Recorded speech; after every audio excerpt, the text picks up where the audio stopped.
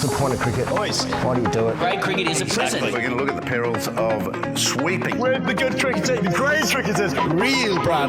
Dips his head. If you're going to do it to England. Well, he's out now. He got 40.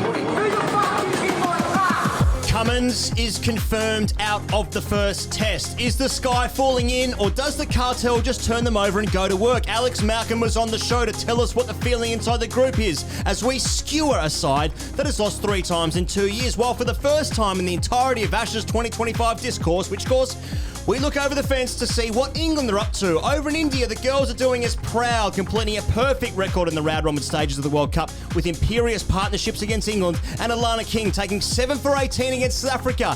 India next in a World Cup semi. Will they continue to provide the safety that apparently security can't? In the meantime, the Blokes win some October white ball games against India away in Perth and Adelaide. We say goodbye to Virat and Rohit in Sydney. Ask TGC, what's getting your hotline? Grade Cricket, Shield Bat-Off, Renshaw deleting the CA app. It's a week closer. You're listening to the biggest show in the world before the biggest show in the world starts in 25 days. My name is Ian Higgins. Sam Perry, it's getting closer.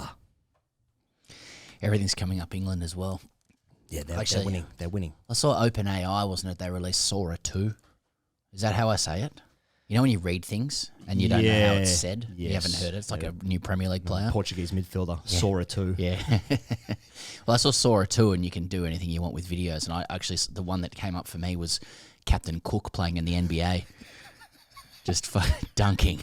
And I was like, fuck, everything is coming up England at the moment. Reece Topley shared a video on his IG of Winston Churchill playing for the Dallas Mavericks. Fuck it. We're fucked.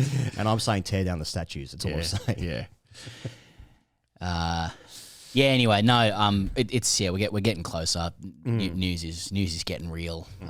Phony war continues. Obviously, I take a position of being a little bit above that. Yeah. Above the phony war. It's a bit fun, and it's just even what you've got to understand is etc. Sure.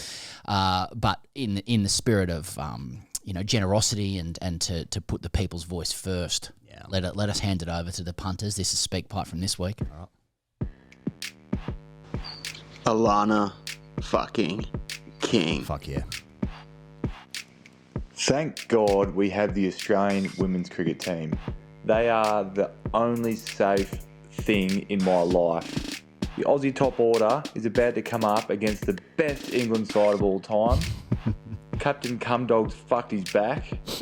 Liverpool's defence is in shambles, a bit like our title hopes. Yeah. But if the Aussie cricket team don't win the World Cup, I want a fucking Argos review. I wonder if Alana King could play right back. Yeah. I called this girl I was talking to, called a championship. She asked where I got that from. I said a cricket podcast. She said never fucking speak to me again. So thanks, boys. So I was thinking about cricket for the first time in 4 months or so. And I was just trying to remember, what the fuck was the name of that South African bloke who almost hit 400? It wasn't De Villiers, was it? Boys, what's getting me hot is how good England are as a test team and how privileged we are to witness a team that hasn't won a test match in Australia since 2011. Sure. 5-0, you fuckwits. Oh. Fuck off. Jesus. Harry Charrington Brooke. That's what's getting me hot. Yeah, fair enough. Zach Crawley, you think you're Millwall, but I'll tell you what, Harry Brooke is fuck you, I'm Millwall. Who is Millwall? Spirit of 66 stuff. Oh, yeah. He's fucking gonna get more than Joe Root. He'll actually get a ton, so Aussies respect him. We're gonna fucking win a test. 1-3. Fuck off. Generous. That's generous. Very giving. Very giving. Well, it is getting closer, Pezza, but we have to talk about the real battle, and that's at the grassroots level. It's in the pyramid. Tutankhamun stuff. Tutankhamun? Yeah. That's how some pronounced it. Okay. That's me today. So, boomer. Now we checked in last week with Archie Vaughan, friend of the show. Never been on the show, but just a friend. Playing twos for Mosterman. Well, he gets the last laugh. He bowls his side to victory against Rainy Pete's at the glorious Coogee Oval on Saturday afternoon. 2 for 50 off 13. Takes a 10th wicket. Wheels away. Some allegations of some drop catches. Who gives a fuck? But this was getting people going. Yeah, the it Archie was. Vaughan story. Yeah. We were getting people. I think we we're receiving, misinformation, which And is death threats. Yeah. Well, yeah. Another week. That's very normal, I suppose, for 2025, death threats and misinformation. But yeah, people were saying there were drop catches early, and it was like, oh, he's sliding down to threes, and here's his figures, and Right. stuff like that. But he wheels away when they make some junk time runs as well. Second innings, 50 odd, I think. That's class shining through. I mean, let's have it right with Archie Vaughan. He follows a long line of English players who have either been playing first-class cricket, gone on to international cricket, but who were asked to start in twos in Sydney grade cricket. Rite of passage. Harry Brook allegedly played twos at UNSW before averaging 50 in first grade. Did not know that. And I think it was like 5 years ago, so he must have been about 12. So sounds about right. Okay. Ben Duckett, twos. Para, Phil Salt, twos at St George. Yes. When RCB won the title earlier this year, the people will famously remember. I wondered if it was the first time because Hazelwood played at St George. I was like, Salt and Hazelwood have played together at Saints. And then I inquired and with the GM of Sydney Thunder, and he's like, no, Salt played twos. He also missed a game through suspension, if I recall, from a Manchester live show. That's right. We went through that. Yeah, that's right. Yeah. Tom Cadmore was also in the comments saying Jordan Thompson started in the threes at Mossman. Next year was playing in the Big Bash.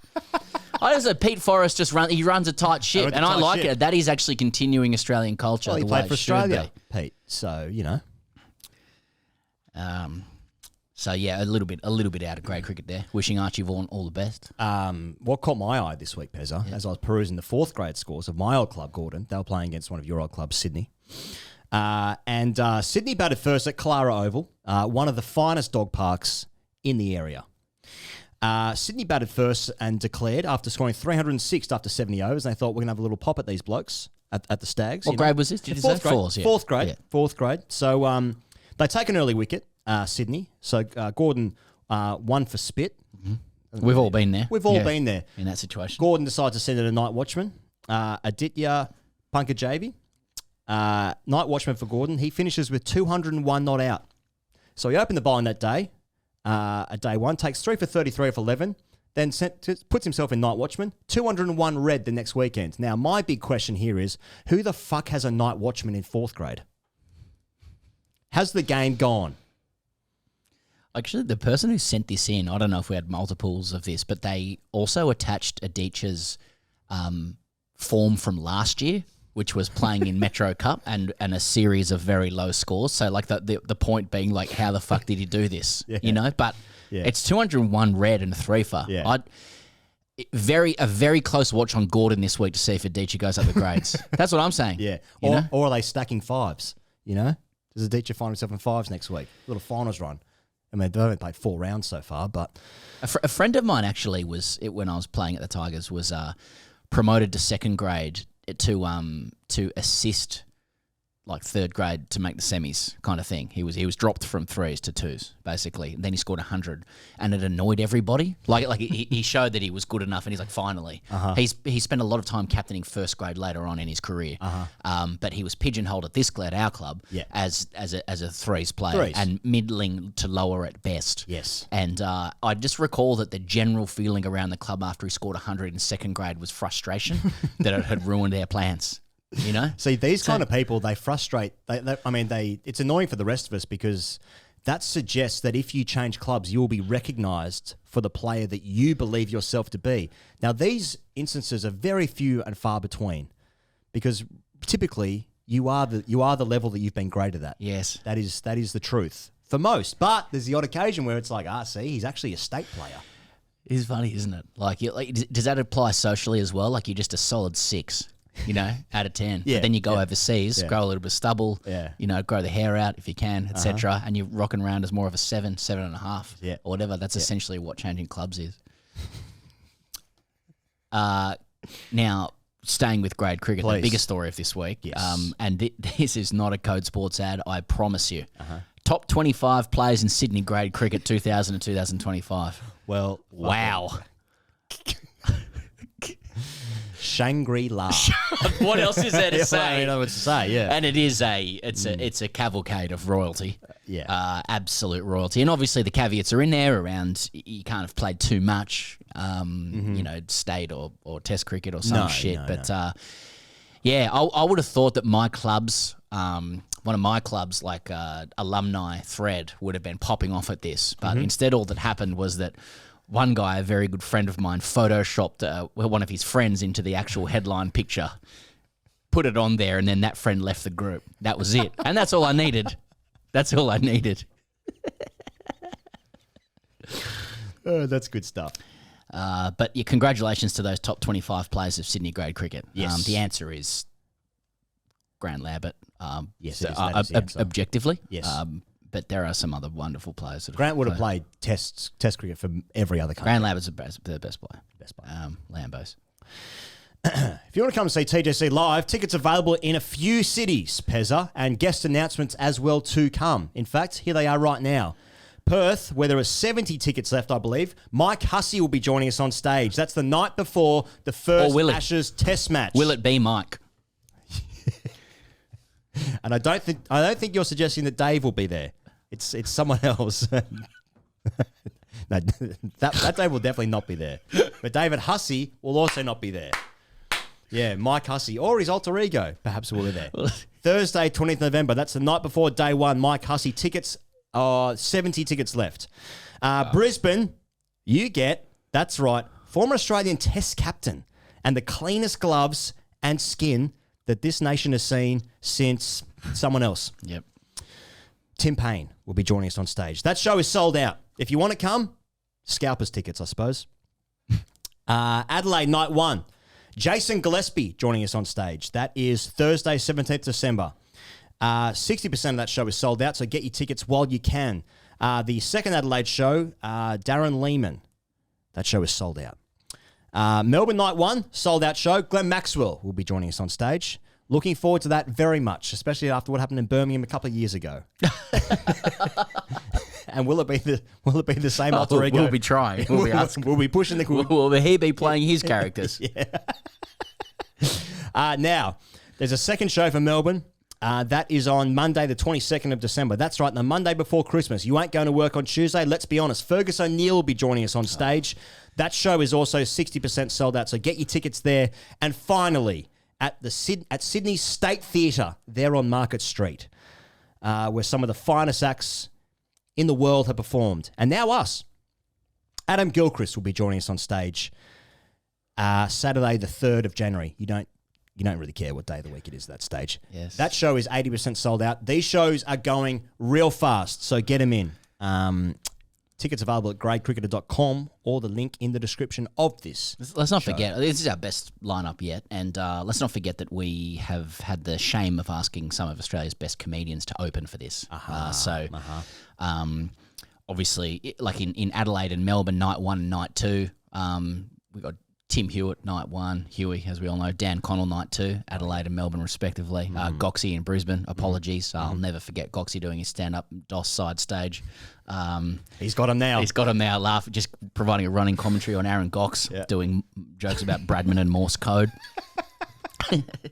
Sydney's own Billy Darcy in his home climbs. That's hot, believe me. And we've got Brian Shields in Perth. Now, Brian Shields over there, people will know that this is a WA Pathways coach, I believe, who doubles as a stand-up. So a couple of the cricket boys will be in as well to see Brian go about his work, and looking forward to that. You mentioned it's hard to get a ticket to some of these. Now, I got a text this week from Victorian State coach Chris Rogers, who was at the Toorak Primary School trivia night. Okay, and wouldn't say typically texts me on a Friday night, but he was letting me know what the first raffle prize was at the primary, so Toorak Primary. Yep. Slab of beer, not bad. Hamper, a beach cricket set, a lesson from Chris Rogers, okay, and 2 tickets to the grade cricketer. Wow. Being raffled off. Wow. To which Buck also said, I won. Okay. And then I was like, that's good. I said, I'll see you at the show, mate. Come backstage for a beer. Yeah. To which he replies, do I have to come? Yes. Yes, you do, Buck. Before just pump up some other stuff, just off the top as well, I just wanted to shout out the winner, the Australians who won the Steel Timber Sports World Championships. Oh, yeah. Big news. Yeah, the Chopperoos. Chopperoos, yeah. Unstoppable. They raced through a four-stage relay in 47.45 seconds, 10 seconds faster than Sweden, who left with silver. So congratulations to the Chopperoos. Peter Siddle did make the side in the end. Hussey, Payne, Gillespie, Lehman, Maxwell, O'Neill, Gilchrist. Sorry. Apologies. Sorry. Apologies. Shields, Hewitt, Connell, Gox, Darcy. Higgins, Perry to a lesser extent. To a lesser extent, yeah. Tickets at greatcricket.com. Get them in. They're going real quick. In fact, some of them are gone. Now, a shout out for, we're doing a book launch in Sydney at the Red Mill Distillery in Balmain. You can join Sam Perry and Ian Higgins, apparently, in conversation with Pete Lawler. Okay. Wednesday, November 12th. There's a link for the description. There's a link in the description of this show if you want to come along to that event. You've got to get a ticket to that. Book some. Book's out on Tuesday next week. Yeah, November 4. That's right. You can physically Melbourne receive Cup the Day. book. You can get it. Or if you want to get it right now, you can. Pre-sale has commenced. Again, tickets. Why did we write this book? Why did we do it? Yeah. Well, I think we're sort of coming full circle because we started with on Twitter, and then we did a book, and then the podcast, and another book, and then you're getting into your social medias and your YouTubes and then your TikToks and whatnot. And let's go back to the beginning. So after this, Twitter. Yeah, this is a time. The book is a time capsule. I think it is. You know, we're in the anger entertainment echo chamber. Yeah, and I think it's important that we thought it was important that we provide a keepsake. Yeah. To enshrine, the truth of what made Australian cricket good with 10 4,000-word essays or scholarly inquiries, if you will, on the pillars of clubland. Right. Your tubs, your circuits, your volunteers, your chewers, etc. Yes. Right? Reject the algorithm, lose yourself in this critical disquisition for Christmas. Mm-hmm. Alphas, champs, and chop kings. It's going to be filling a lot of sacks on Christmas Day. I hope so. Pez, you wrote an article for Cricket et al. this week. Back in print. So just on the right kind of runs. Cricket et al. Yeah, it was just on the right kind of runs and what kind of runs head-on pikes will be looking for, and the brand within each type or each kind of runs. Yeah. Your enlightenment runs. Yeah, I mean we have discussed this, and England and aesthetics. Mm-hmm. Good to be back in print. Shout out Cricket et al. Pete's got some Virat and some Rohit stuff, aging profile of the Aussie men's team. Gideon's out there talking about Jake Weatherald and the IPL. That's just this last week. cricketetal.com. Just back it. Deluxe. Gideon doing any joking stuff? Gideon is desperate for us to do a Melbourne book event because he wants to ask about jelking. That's a fact. He honestly can't stop texting me about jelking. Well, he's got an advanced copy of the book, and there's a lot in there. It's about the micro tears. Now, speaking of TGC Raw, there's a 10-minute teaser in your TGC vid this week. If you want more TGC content and more cricket this summer, you can sign up to TGC Raw. Where do you get that? Patreon.com/Grade Cricketer to get an extra hour of content every single week. It's where truth-telling and information exchange and shooting of the messenger meet, and it's run by you, the people that make the show happen, Pezza. We chatted this week on TGC Raw about Joel Davies, right, and what had happened with his DX crotch chop, and we discussed that like Dan Christian. What the fuck? Why is that so funny? He goes, it's just fallen off his chair somewhat. Dan Christian got crotch chopped by Doug Bollinger about a decade ago, a bit longer. How many games did Bollinger get? Look it up. Will people crotch chop in solidarity with Joel Davies? Look, following the DX crotch chop, we asked the Pen for their most memorable on-field celebration in voice form. We've never done this before. Now, they're going to be very nervous about putting their voices out there, but we asked them their most memorable celebration on-field that they witnessed or were part of. Chuck, this is what was sort of the stuff we received. Burn it down, Higgos. Burn down the club rooms for the good of the game. Just things like that, sort of responses like that were what we got, and that's what you're going to get if you sign a record number of people on TGC Rule. People are excited. And great to have Wasted Saturdays back. And thank you to everyone that sent clips in. Send them over, and you can go to the website, greycricketer.com, if you want to do that, or you can flick them over on the socials. The Ashes, Pezza. It's a thing that's happening, and Cummins, gone for the first test. He's out. He can't play. Smith's the captain. What does it mean for me? What does it mean for me and my mindset? Or do we just already know this was going to happen, most likely? What does it mean for you? I mean, what does it mean for you, viscerally? Like,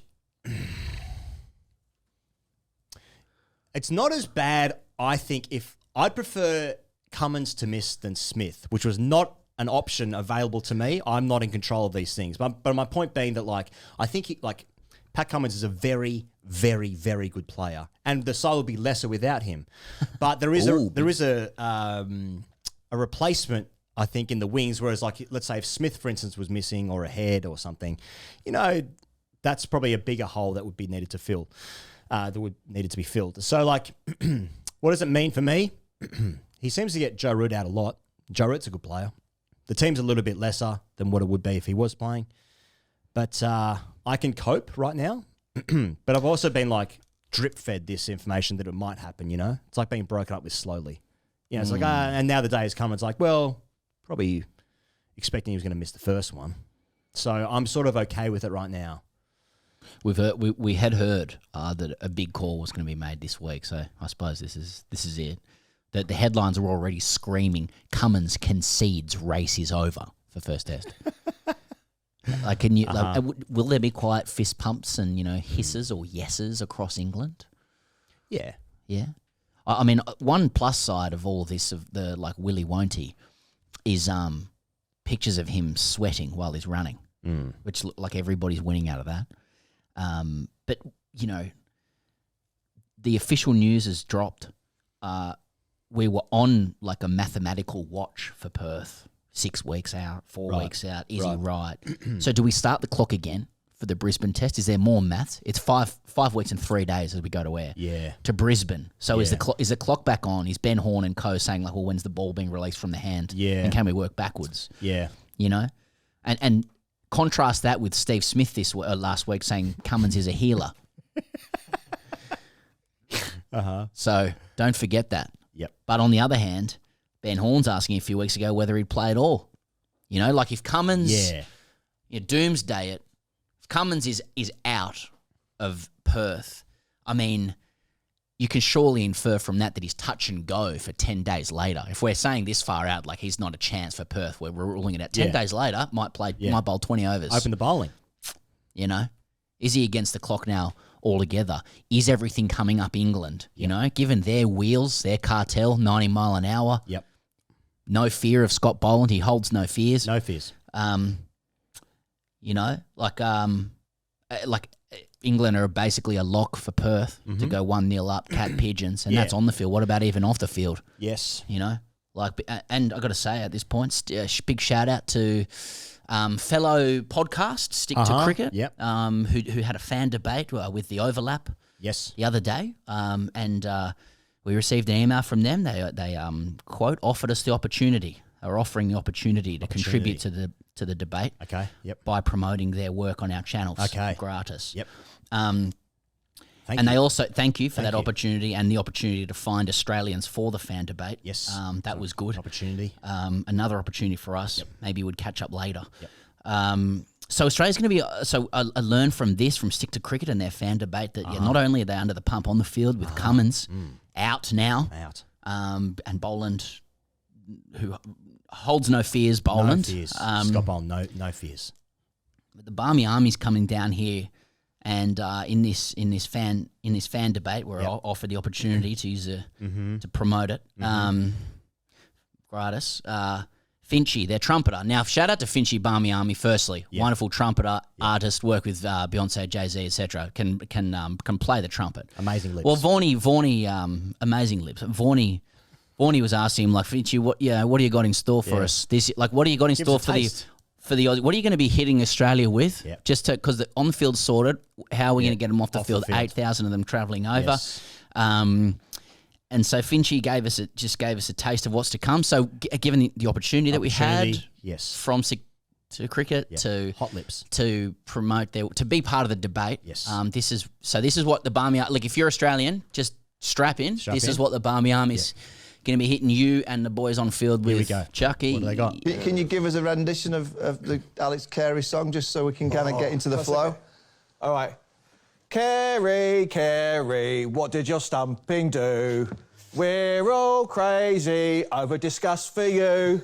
It wasn't a sporting action. The Lord showed their reaction. But your look class upon your arse from a bouncer from Woody or... Oh, but no, was it a bouncer from Wood from Wood on Joffre too? Hey, I like it. Like that, Phil. So that's it's not been a good. It's five tests, isn't it? It's not been a good test 24 hours for Australia. That's I mean, Crawley was talking about Millwall. It's proper Millwall. Okay. Yeah. You know, you got it. I mean, England being a shot in these Ashes will require a lot of things to go their way, as it always would. Winning an away series, hard to win away. This is a first. Like this is the first thing you go. Oh, is the perfect storm a lumen? Cummins obviously a big miss, but 309 wickets at 22. Yeah, pretty good. So what is probably scarier is the flow-on effect of, like, if someone else falls over as well. Because when I'm looking at Stark and Hazelwood, who could possibly be in career best form, I'm like, that's pretty good. And then Boland's, his record, how many wickets at 15 or whatever? That's I think he averages 11 in Australia. It's quite good as well. So I'm like, and then Nathan Lyon doing his job, and then you got Slug and you got Green. If he can bowl as well, so like that's pretty good cover, you know. But what does it mean for the flow-on effect? I'm being serious now. What does it mean for the flow-on effect? You know, if Hoff falls over, if Kratz goes down, if Barrel can't play 5, what does it all mean? I don't know the answer, but missing someone who has taken that many wickets at 22 is never not going to hurt, you know. But I feel less devastated than if it was Smith, to be honest. If it was Smith, it's a good opportunity for people to come in with their eyes rolling like poker machine features, saying Smith's a better captain on the field tactically, than Pat Cummins, whose team has gone to another level once assuming the captaincy. But so and they've lost 2 tests at home since 2021.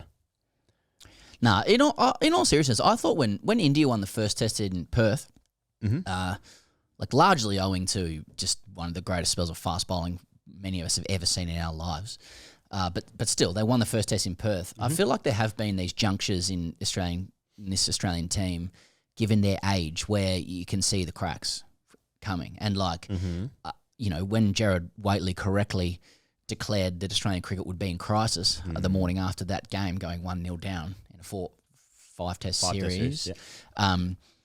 Like, it was reasonable to be like, there's, you know, there is a cliff coming, and time waits for no man, and Hazelwood went off with a side in that game, and they're getting old.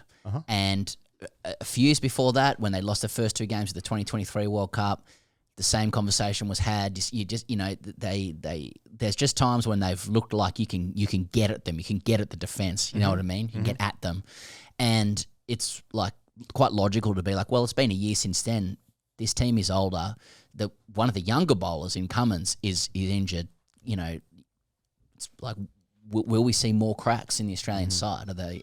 And when we even look at the selections of this team, so much of it is fitness pending. You know, it's like the entire makeup of the batting order and stuff is down to, you know, Cam Green's side and how that's faring. So, like, I think it's leading a lot of people to be like, you know, like, are they sliding? Except that there's not really much in their results suggesting that's the case. They have to battle for wins, but they often win. But then they win. So, which suggests the other team were battling too. I think like what's really interesting is the culture of both fans. So like Australians always underimpressed, eternally underimpressed, especially our generation that grew up with one of the best sides in the history of the sport.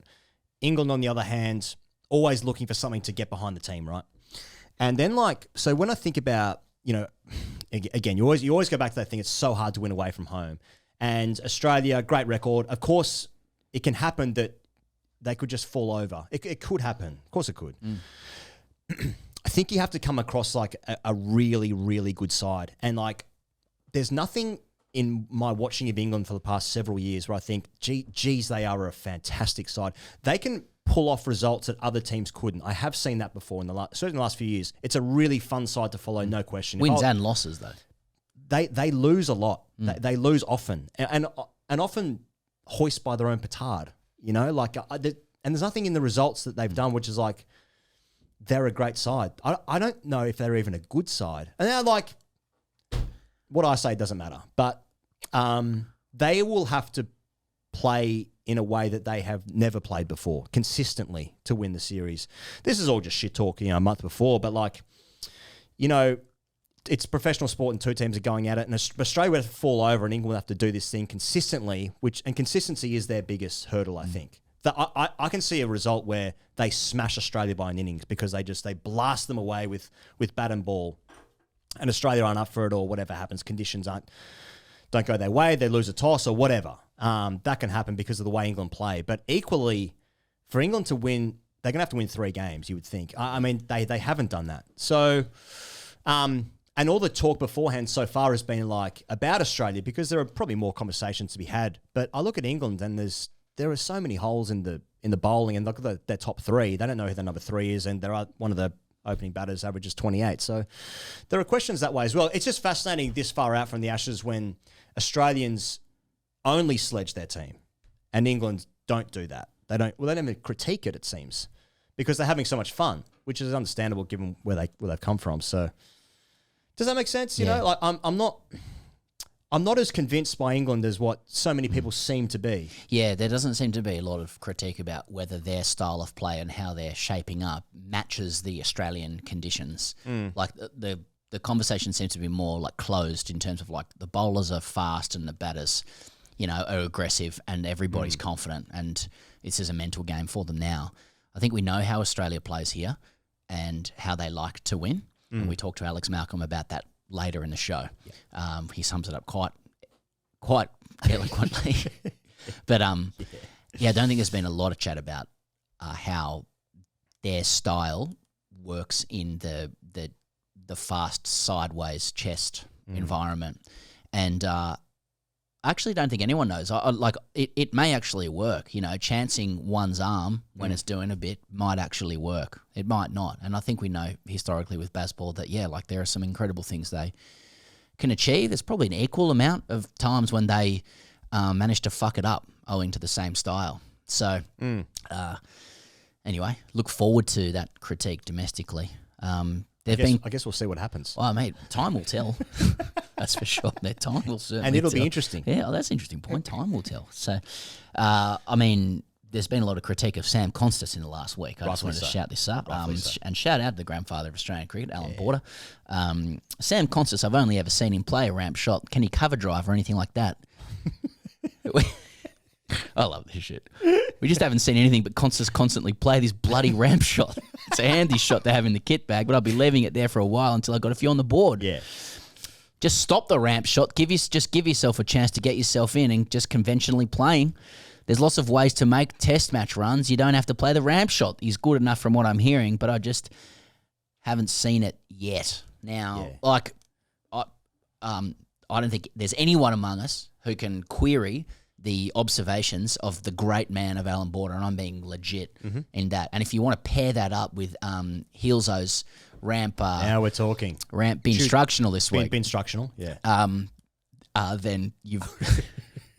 I'm out of breath just thinking about it. So, no, but I mean, you know what, like I'm being legit. Like, what if, like, AB could take Konstas under his wing now, like, and get him going? You know what I mean? That's what I'm like... Hard nose. Yeah, hard nose. It's like it's like John McEnroe like offering to coach Nick Kyrgios. Never happened, you know what I mean? But I'm just like I want can AB get Konstas a hard nose to go with the Rams? Then I'm Shangri-La. Coach Carter stuff, you know? Samuel L. Jackson, you got these talented group of kids, and how do you get them to, reach their potential? Yeah.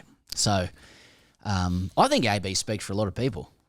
Bloody ramp shot. Now, I think it was, if you read Cricketer Tale this week, it's obviously when he gets it right, it's Konstas, and when he doesn't, it's Constance. Yes. Now, Also, get off my lawn. Yes. Now, Nathan Lyon in the Sydney Morning Herald. This is a while ago in relation to Konstas after the whacker. I wouldn't look too much into that. He scores against WA. It was a very naughty wicket. It was wet. There were some big divots, and it was quite challenging, even though I got 40 runs on it. Just a few weeks ago, I just missed it. Yeah. But again, just for the record. Yeah. That's why he's the GOAT. FTR. Matt Renshaw has been in the news as well, Pezza. Yes. Emotional press conference and upon his return to the white ball setup. People, AB actually name-checked Renshaw. He wanted all Queensland's top three, Marnus and Usman and Matt Renshaw. So Renshaw, in this press conference, has had some sort of actualization about him. He's talking about being a father. He doesn't worry about other people's scores. He doesn't have the CA app. He's deleted the app. A bit of a bitter blow for Cricket Australia, no doubt. That'll hurt his marketing points. He said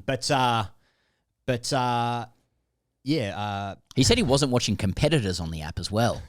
And I think that's the huge part because watching competitors goes back to analog era as well. Once again, that's right. on a Sunday, getting both Sunday papers, which had the same scores in them, leafing through to the very back page of Sport, size 6, and looking through the names of people, first initial, last name. That's right. And going, you know what, I should have, if I'd only worked harder, I might have got a text message from someone. That's before you get to the lower grades where it's like, you 2 scores might be in there. Absolute shit fight, Yeah, it's absolute shit fight. I was once England. You go. You still remember that. And that's why I never made it. Exactly. But you back in those days, people would leaf through, and you go to the other paper too, just to see the type of face it was. Well, Renshaw will get a crack in the Shield bat off if it is still even a thing at the moment at this point. So Green is back for WA, Doggett is back for South Australia, Smith back for New South Wales, Webster back for Tassie. Weatherall's going to be at the junction down the road here, Pezza, for the Vic against the Vics for Tassie as well. So I think in terms of bat off stuff, I think we're looking at a Renshaw and a Weatherall. That's I can't, I guess we're looking at, Smith and Green and Webster to do things as well. But in terms of a spot available, opening the batting, it's Renshaw to me feels, it's versatile, I suppose, for a concussion sub situation. Open the batting, middle order. He's been in and around the group, doesn't have the app, so he's offline. But for me, if Weatherall manages something, I think that becomes interesting. And I feel like the interesting thing about Australian selection chat, as we discussed last week, is how many people are being spoken about for if things really go balls up, halfway through the series. I just wonder if that's Renshaw's angle as well. They bring him into the white ball side to get him in and around the group. They send him back to Shield to open the batting. Maybe maybe Weatherall's first cab. There's a watch on Uzi playing 150k Thunderbolts at age 39. Typically difficult to do. And then we've got a couple of irons in the fire. Mitch Marsh is there as well. He's had a few beers in the first few tests. Perfect. So the depth charts off. It's incredible. Exactly. We've got a chat with Alex Malcolm later in the show. Anything else you want to say about Australia and the Shield bat off, generally speaking? Is Doggett next cab? WTC was next cab. He's back from a string, isn't he? So is Doggett the like for like? Is he going to get that coveted squad position? I think yes. Okay. Thanks. All right. I think him and Issa. I just wanted to point out that Steve Smith looked great coming back. Yep. In the presser. Needs 2 hits. He says he only needs 2 hits to get going. We talked about that with Alex, and just it's the 3 o'clock shadow and the skin. His skin looks. I wouldn't say it's Payne-esque. Or a lot of guys who have Botox, but he. No, that's not a sledge. They're quite clear that that's something they do. Yeah. But chompers, mate, get the chompers dusted. Yeah. Couple of injections. Steve Smith looks like he's, he's happy. Well, yeah, investment people are portfolio what about when they caught him having a solo beer in the US? That time I was like, well, I'd give a lot for a solo beer in the US.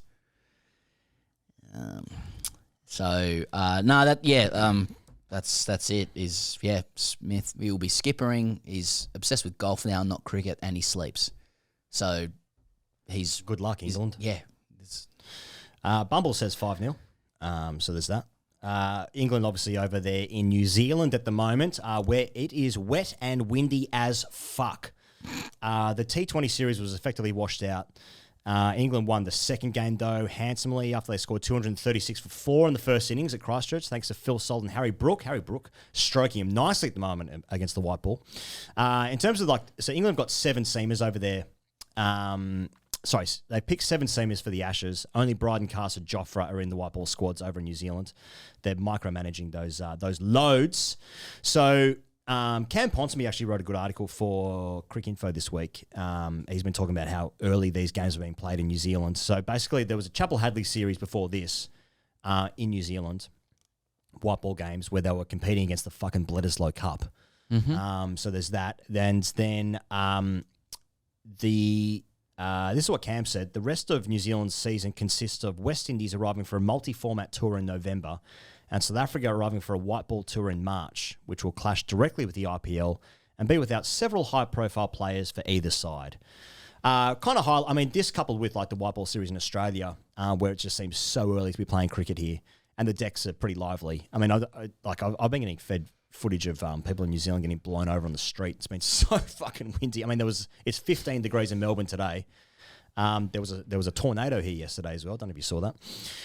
So all looking pretty good for the schedule, and guys getting a good run. Now, saying that, New Zealand won the first ODI yesterday, that being Sunday. They were 56 for 6, England. They made 223 thanks to Harry Brooks' 135 off 101.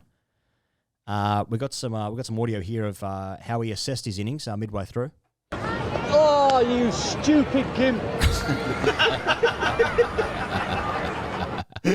That was after a blame miss. That actually reminded me of Travis Head in 2021. He was facing Ben Stokes, Chuck. I think. Oh, you cunt! Yeah, so yeah, I think once enough. I think he repeated it. Can we get Harry Brook there just one more time? Oh, you stupid gimp! Now, all of a sudden, Gimp's not bad. I'm a big Harry Brook guy. Yep. You know, now Done. these are 2 number 5s, England and Australia, hands across the aisle stuff. You know that we can get on board with.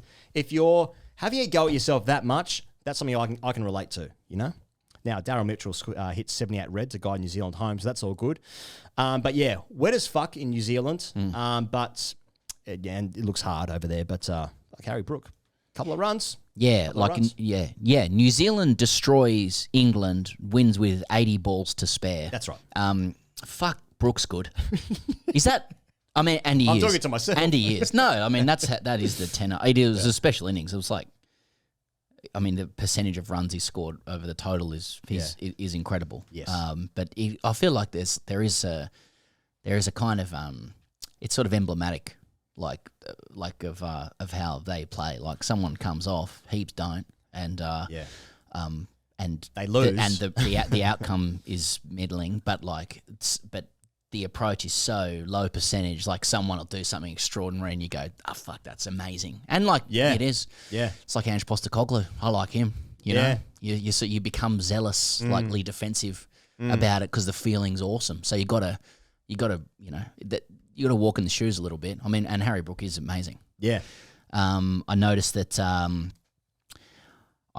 there's an article in The Guardian this week. Joe Root's talking about being revved up for the Ashes. Sweet. Not focused on his 100, scoring 100. And, he's more focused on mentality than technique. And that seems very logical and good. It's a bit of a tedious chat, but I think he will score 100. I think Joe Root's awesome, and I almost I separate him from the whole movement. He just bats and and he's found his elixir, and he probably will figure it out. I mean, he's experienced. He has figured it out everywhere else now, and he will do damage with the bat. He hasn't even been too bad out here. 9 50s in 14 games. He just hasn't gone all the way. Yep. So he'll be good. And I also think that Hayden's quote that he'll walk nude around the MCG if he doesn't get 100 this summer, it's being misunderstood as a sledge. Like he's literally saying, I think he'll get one because he's good. Yeah. I won't need to do that because it'll happen. Yeah, I understand the confusion because there'd be a lot of people going like Aussies, they do talk about getting nude a lot. There's nudity in Australian cricket. So, but yeah, he probably will get that 100 and he's good at cricket. You know the feeling when you're watching cricket like the Ashes in England, and I'm talking about maybe 10, 12 years ago when England were like purring with Broad and Anderson and Finn was in that side and Ian Bell and like you feel confident going in because your guys are quite good players and whatever, and then you turn on the TV and like the hue of the light and the green grass and the broadcasters and the sound that just reminds you of England. You're like, oh, that's right, they're quite good there. I think that's gonna I can see in Perth like the Rory Burns thing, like that trauma. Like if England fans turn on the TV at 5 a.m. and they'll see like Stark with a new ball, or I suppose at that time in the morning he'll be slightly older, but like the hum of the crowd will be that, and the light will be brighter, and like the grass will be a little bit harsher, and the broadcasters has that same tenor. And it's like, oh yeah, we lose all the time. Jingoistic twang. yeah, that's right. Yeah, some nationalism in there as well. Yeah. The harsh Australian twang at 5 a.m. Oh my god. Yeah, like all this talk beforehand, and then you turn it on, you watch, and you're like, I remember what happens now. Well, that's also the McCullum promise. Like that, they've shaped their side like diametrically opposite to that. Like they have erected an apparatus to be the opposite of like meek and beta and limp-wristed and English. It's like it's two Kiwi alphas saying, "Get on my back. We are confident. We only say positive things. We whack it around. We drink. We play golf. We relax, and we bowl wheels, and we don't, and we just go after them. So like sixes, and we hit sixes, and we want you to come with us. And I think I can understand why English people are like, well, we have been battered for a long time. Yeah, this will be, at least we have hope, and it's fun. And maybe at 5 a.m. I'll wake up and I'll put that on, and my boys will be giving them a shellacking because they're old, they're injured, they're fragile. Cummins is out, and that's the Bazball movement at the moment. And your argument is like, well, when it's like, you just turn it on and you go, oh yeah, that's right. Then they're just like there are technical deficiencies and tactical. And it's hard. Yeah. Yeah. We finished 4th and 5th in WT. Yeah, I mean, oh, well, like, I guess time will tell. I guess time will tell. Anyway, yeah. Well battered Harry Brook. There's the point of that. Yep. In the losing side. Oh, look who it is, everybody. It's Whoop. Now, TGC Summer Shred is a 3-week Whoop challenge focusing on the pillars of sleep, strain, and recovery. That's right, baby. Whoop is back. You run your Whoop today? Yeah, yes, I am today. Yeah. And now we're talking, all right. Don't worry about me. Now, each week of the challenge, we'll announce a winner based on the community leaderboard who will receive a Whoop Sportflex band. So the past 2 weeks, we've been focused on sleep, Pezza. Now, as we all know, you are a world-class sleeper. How you been going on the leaderboard for your sleep? Well, I guess my first question would be to answer a question with a question saying, is it adjusted for children? I think it should be, yeah. I think it should be. Is there a stall gift style? Yes, I think so. Yeah. I think so. Because someone has commented in the community that you are beating them despite them being childless. Barren. It is like you get into this, like the thing about this community is you can really see how people's health is tracking, particularly yours. And I notice your sleep's quite good. I don't know, like the recovery's a bit off, but I don't know what it means, but yeah. Like, look, there's a 6 and there's a 7 in front of it for me for like your average on sleep, and I'd like to increase that, but I'd like to get it up, but yeah, that's where we're at. Now, additionally, we've started a TGC community group chat on the Whoop app. So if you already have a Whoop, you can join the community tab and enter the invite code. The invite code will be in the description of this show. If you want to listen to it right now, it's COMM-653A00. That's what it is. And then click join team so we can keep everyone accountable. Anyway, so the leaderboard's up this week. Steve Smith should join. He should join. We need What's to his know. sleep score? We need to know. We need to know. When you have kids, you like I can be a world class sleeper, but I'm on tougher decks now. Mm-hmm. You know what I'm saying? Yes. What is 6.5 hours worth in the old money? Is that 9 hours in the old money? Is it too many?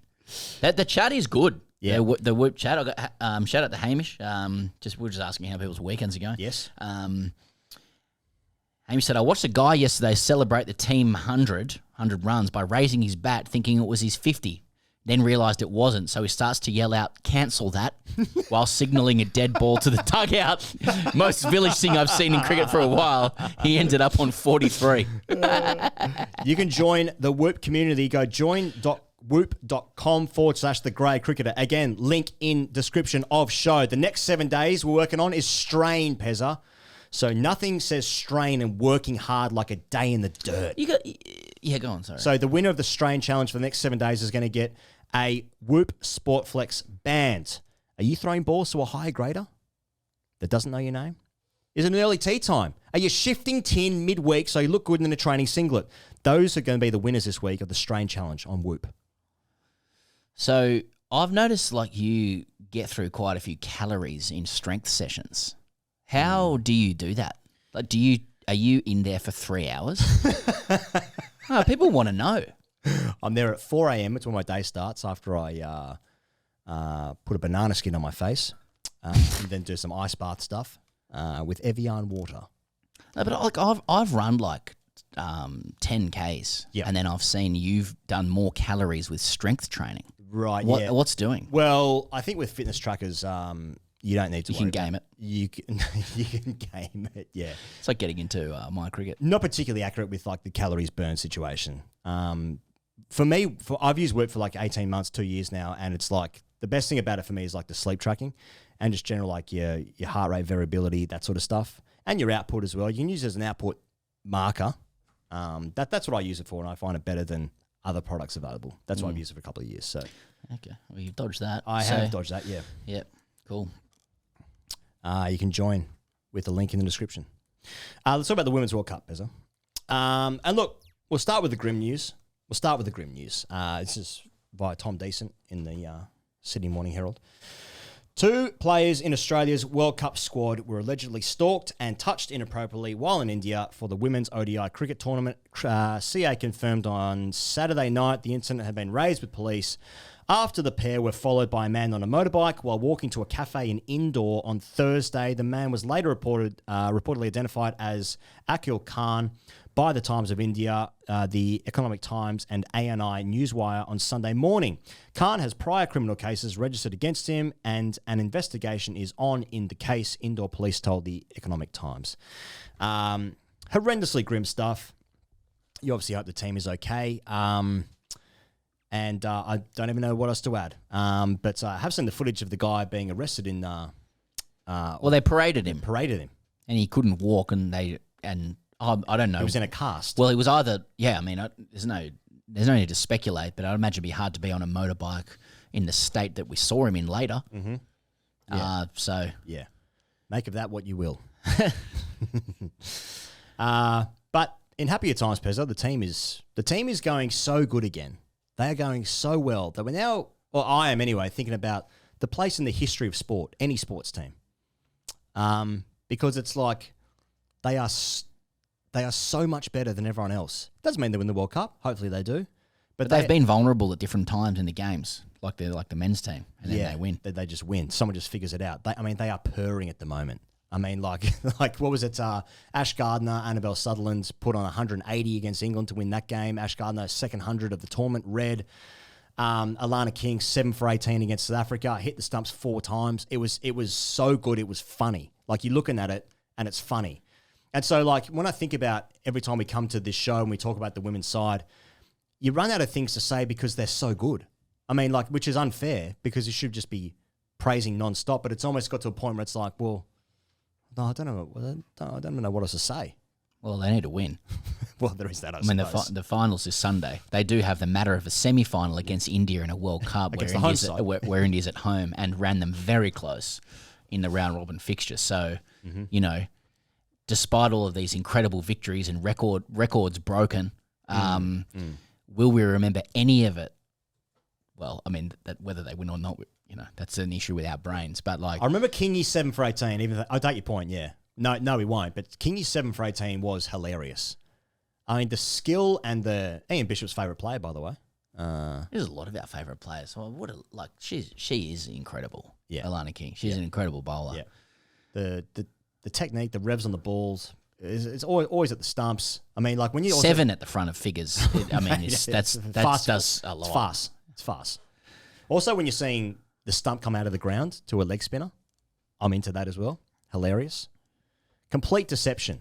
I mean, you being a leg spinner of some note as well yourself. Oh, fucking hell. That's fucked. But what about when you hit the stumps and like stumps coming out of the ground? Mate, you into that? I want to have this conversation about as much as you do about strength training. I have spoken to Alana King about leg spin before. After I didn't know what I would have had about 6 or 7 drinks, and wait, let me edit this in my head. Yeah, but like I was looking at her hands, and and they're I've always been like, oh, mitt's not big enough for me to make it. Yep. And like, her mitts aren't especially big. They're just skill. Okay. It's just skill. So when I last talked to Alana King about leg spin, I was like, I've got fewer excuses now. Yeah, she's awesome. Yeah. She's awesome. And she would have listened to you and just been like, who's this kindly old gentleman talking to me? No doubt in the world. No doubt in the world. But I'm enjoying that line of attack from you. That's good. That's good. From the old back pocket. Australia play India on Thursday night. By the way, it's free on Prime Video. That's right, they're airing it free. Now, England play South Africa on Wednesday night, so the semi-final matchups are now set, and this is how the ICC decided to promote this via their social media, the graphics they've used. If you're watching this show, you're going to get it now, and if you're not, you can just go on the internet and have a look. So they're just using... those are the images they've decided to use. Now, they do have access to photos because it is the ICC, and they've decided to go with some, how would you describe that, Pezzo? It's like a cartoonish style. I wouldn't say particularly flattering on anyone there between the 4 captains of England, South Africa, Australia, and India. But, that style of image was wasn't that in vogue about 10 years ago? It's somehow off-putting when they could just use photos. Yeah, I mean, alarm bells ringing, making comment on how women look in a picture. Yeah, sure. But they've put about 30 years on Midge there. They've done her dirty. That's a stitch up, which is my way of saying she's a. I'm steering clear all around. Yeah. Will Midge be back? There's a watch. I'm not sure how bad the old dummy half is there. Yeah. Didn't play the last 2 games. Not required, of course. Apparently it could have played against South Africa. Georgia Vole steps in ably. But heels up. Yeah. Well, indeed. Pun. So you'd imagine, I mean, she's in a rich vein of form, and she's a World Cup specialist now because she's scoring runs in these tournaments. And the last 2 innings, 200s. Yeah. So we're expecting that to carry on. That, yeah. How long does form last if you don't play? How long does form last? It's a great question. Yeah. Well, it'd be interesting. Yeah. Will time tell? Now, Sophie Devine finished her career the other day. In fact, yesterday, last game against New Zealand after 159 matches. 19 years, Pezza. She debuted in 2006. Wow. So she's 36, debuted in October 2006, is one of 3 women to complete the double of scoring 4,000 runs and taking 100 wickets in the 50-over format. Stephanie Taylor from the West Indies and Pez, of course, the other 2. She's also represented New Zealand in field hockey, Sophie Devine. Also a T20 World Cup winner, of course. She's still going to play the T20 stuff, but we farewell Sophie Devine from New Zealand from one format, which I suppose in the women's game, given they hardly play tests, is fair enough. Shout out to monsoon season as well with the World Cup and the unprecedented percentage of games that have not been able to take part and thus, deeply damage some teams' hopes. Yeah. But I guess there's nothing that can be done. Pakistan stitched up. Nothing can be done about that, Nothing can be suppose. done. That's just how it goes. It's just a World Cup. It's just a World Cup. So, and that's the venues. Let's play it in monsoon season. That's all good. Christ. Yeah. Let's talk about Australian India white ball stuff, Pezza. things you don't want to miss, brought to you by Kayo Sports. You don't want to miss this. Australia-India white ball series, every match, live, Kayo Sports. We've had the ODIs, T20 season. Here we go. It's a ramp up. Including the big one this week. That's right, in Canberra. No, a huge game on Friday night here in Melbourne, where it will not be 15 degrees anymore, fingers crossed. But that's what we're playing for now, sheep stations. No, but this is the real deal because there's an actual T20 World Cup where teams are taking shape. Yes. The white ball, the ODIs, while it was only available on KO, it's mid-cycle in a format that many are suggesting, including Fox's own Ravi Shastri, should probably be cut. Yeah. But like T20 cricket, World Cup around the corner, both sides purring, probably the two favourites for the tournament, one more than the other, I'd imagine, given home comforts. Where is it again? They're doing battle. The next World Cup, that's in India. Ah. That's really good. But yeah. Is it monsoon season? Now, Australia won the series in Adelaide with the second ODI. Zippy took 4 for 60 and Australia chased down 264 with 22 balls remaining, 2 wickets in hand. Who was the man to thank? Cooper Connolly. 61 red off 53, batting at 6. Here's what he said. I like to sing a song to myself, so I just started singing between every ball just to relax myself. Now, there's a man that knows what he's about. He's singing songs to himself between balls. Did he say what song? Facing India. He didn't say what song. Was he asked? I don't know if there was a follow-up question, but he did say he was starstruck by Virat Kohli. Oh, I can only guess. He's playing the hits. No inside. Well, you got it. No inside word. word on this, but surely he's made 60 odd, and someone in the team has taken him aside before the presser and said, like, listen, I don't think so. If you would like to set your life up, you get in there and you start sucking. Get on your knees in the dressing room. Get on your knees in the dressing room. Yeah. No, you know what I mean? It's just like you made 60, your name's in lights, they're all looking at you. Hey, you just won the game. You've defeated you India. want to play forever? No, Here's just what like, you do. I know it might be too early to think about a family, but what you say in this press conference is going to have a bigger bearing than any runs you've scored. You get in there and you suck. Yeah, you want a house? How many bedrooms do you want? I was starstruck out there. I've just hit 61 red off 53 at home to seal a series, a white ball series for my nation. Yeah. It's pressure on me. I've played 3 formats now. Yeah. People saying, am I good enough? I've done the thing. Virat Kohli, I was starstruck. Mate, who's pulling him aside? Maybe it's Cole. Just like, listen, mate, I'm going to give you a word of advice. Mate, here's a free hit. Yeah. Or if they wound him up, going like, just get in there and say, not that good. I don't get it. Yeah, I don't get the hype. Yeah. Tell you it was shit, don't he? Play the hits. Now, to be fair to Australia, like impressive series win. Like you've got Connolly, you've got Mitch Owen, you've got Xavier Bartlett, you got Renshaw back in the squad. Like it's a recycling. It's a new generation, I suppose, of the ODI side. So it's a win at home against India, who are just an amazing white ball team. They're probably the best ODI side as well in the fair dinkum department. So for Australia to win this is very impressive. It just didn't happen because it's October. And don't forget what happened at the SCG as I well. already have. In Game 3. Yeah. I'm reading, I know this happened once. Are you talking about the testimonial? I think it was a testimonial, that third ODI. Well, the first thing I wanted to say was like an away game.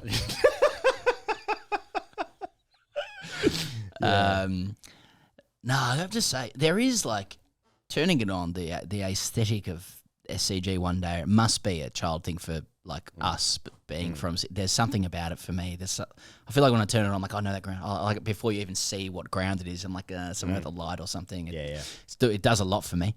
But yeah, it was like an away game for Australia. And we saw, there was a bit of speculation over Virat and Rohit, having just been a bit unders in the series. In Virat's case, like, probably couldn't have been more unders with 2 ducks. 2 globes, yeah. Rohit runs in Game 2, to be fair. Yes, player of the series. Right. And losing series. Player of the losing series. Okay. Yeah.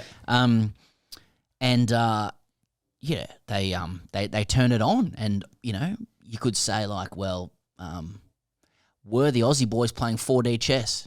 to keep these greybeards. I see. Keep the greybeards in the side for the World Cup. You know, because no one be dropping Virat or Rohit, right?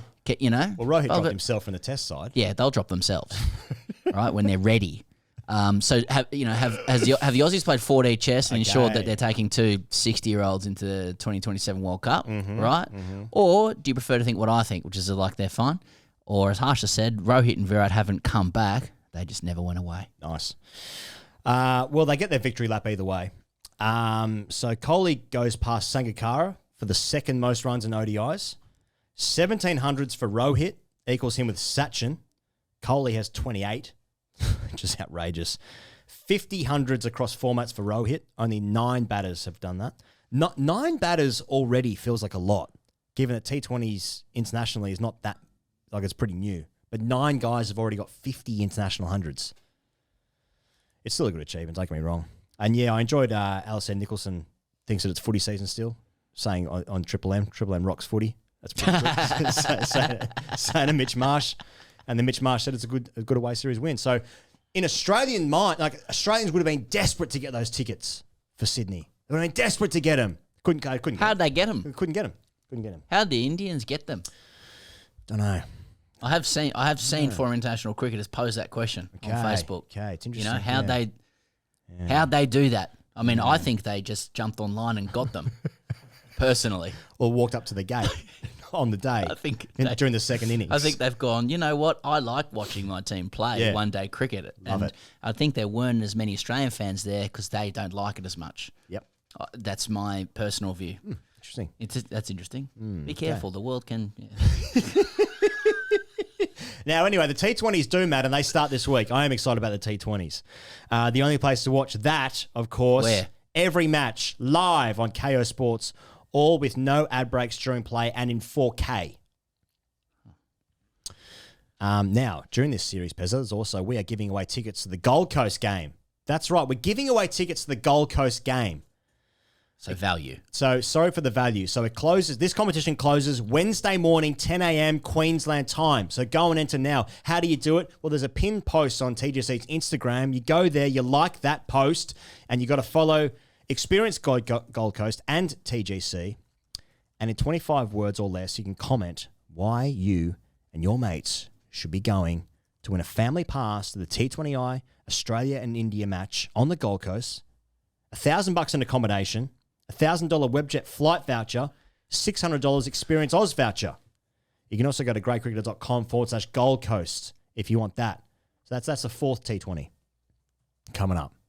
We're giving it away. It's worth $3,000, that price. Apologies. Just go there. Go to Instagram. Look it up. I don't if know. you want to. Yeah. Sorry. Yep. There are some trappings for the T20I squad. Jack Edwards and Marley Beardman in. Marley Beardman? Youth. Jack Edwards I'm excited about as well. Lesser extent.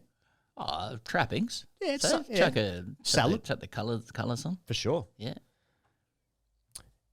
Travis had posted on his Instagram a photo of Jack Edwards holding the trophy for the ODI series. Did he? Yeah. Oh, yeah. Nice. He said like nice first day on the tools or something like that. Okay. Yeah.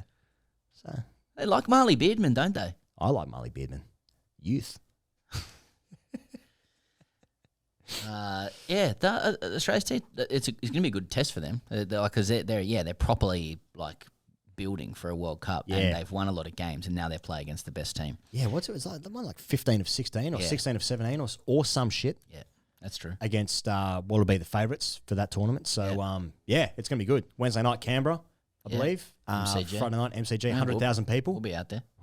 That's going to be good. That's going to be good. Anyway, if you want to go to the Gold Coast game, a prize valued $3,000. All you got to do is follow 2 pages on Instagram and comment, and you're in the running to win. Okay. Fuck me dead. Hey, let's talk to Alex Malcolm. You've wanted him. We've wanted him. He's not just the associate editor at Cricinfo. He's the safest voice in Australia when it comes to cricket, frankly. Boy, that's a big statement. Quite. No one brings the X's and O's, the real news, and the feeling inside the group with such certainty, along with the ability to catch. which is a rare journalistic combination, believe me. So he's on the couch. Alex Malcolm, how are you? Great man. I'm good, thanks, mate. It's always nice to come in here and get my tyres pumped up, that's for sure. I don't get that at home. You can catch. Let's start with matters of the highest importance. My understanding is that both you and Higo's got the sticks out together recently. Please provide an account of that experience. One of us had a good day, and it wasn't me.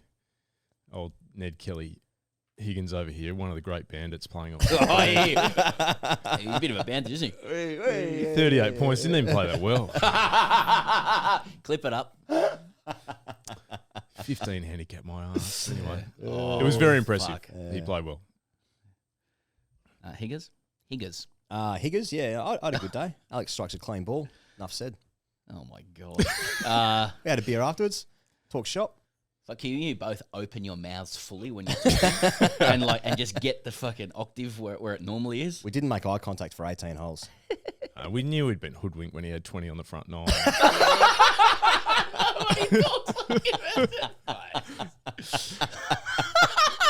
I just wanted to hear the way Birdie you were saying 13 hit a shot that Scotty Scheffler would have been proud of. When's your handicap coming down to a normal level? When I play as much as the cricketers do. Yeah, no, that's fair. Yeah, no, it sticks out. Now, club cricket, let's start there. I just stumbled upon this from 2017. Oh, jeez, okay. From Sydney Morning Herald, and the title is Our Grade Cricket Dream Team to Step In for Feuding Test Stars. Oh, hell yeah. And it says, you can thank us later, Trevor Hones. A few cartons would probably do. In any case, the uncertainty over the tour to Bangladesh has just been solved as we assemble a grade cricket dream team to pinch hits should the pay dispute drag onwards. So you've got names there like that they've listed like Greg Mail, Will Sutherland, Brendan Drew, how are you, Drewy? Lloyd Pope, and in WA, Craig Simmons and Alex Malcolm. Under Alex Malcolm, it says, played his final match for Subiaco Floreat in March with more than 5,000 first-grade runs and 3 premierships in his keeping. Has moved to Melbourne to pursue a media career and can save CA a stack by not only playing on the tour but covering it as well. Up here for thinking. Now, Alex, how is your relationship to grade cricket at the moment, mentally speaking? I am as far away from it as I ever have been. Fucking staring into the crowd as you're talking. And you're on the grade cricketer. Yeah. Couldn't be further away. Couldn't be further away from it. And couldn't be happier either. Yeah. Apparently Super Boys have started well. And I've kept an eye on a couple of the scores. But do you guys have do you have a thread of ex-Subiaco We do, players? yeah, we do. We've got one. We do. And very interesting commentary. There's some interesting stuff in there, the Subi past players. We have a past players day every year that unfortunately I never get to attend, but there's always some great humour that comes out the next day about how blokes are feeling. But our past players ranges across quite a few generations. So as you could imagine, there's some differing points of view on all matters life in there. But it's always amusing to. When was the last time you struck a cricket ball with a cricket bat in a formal-ish setting? When I nicked off in my last game.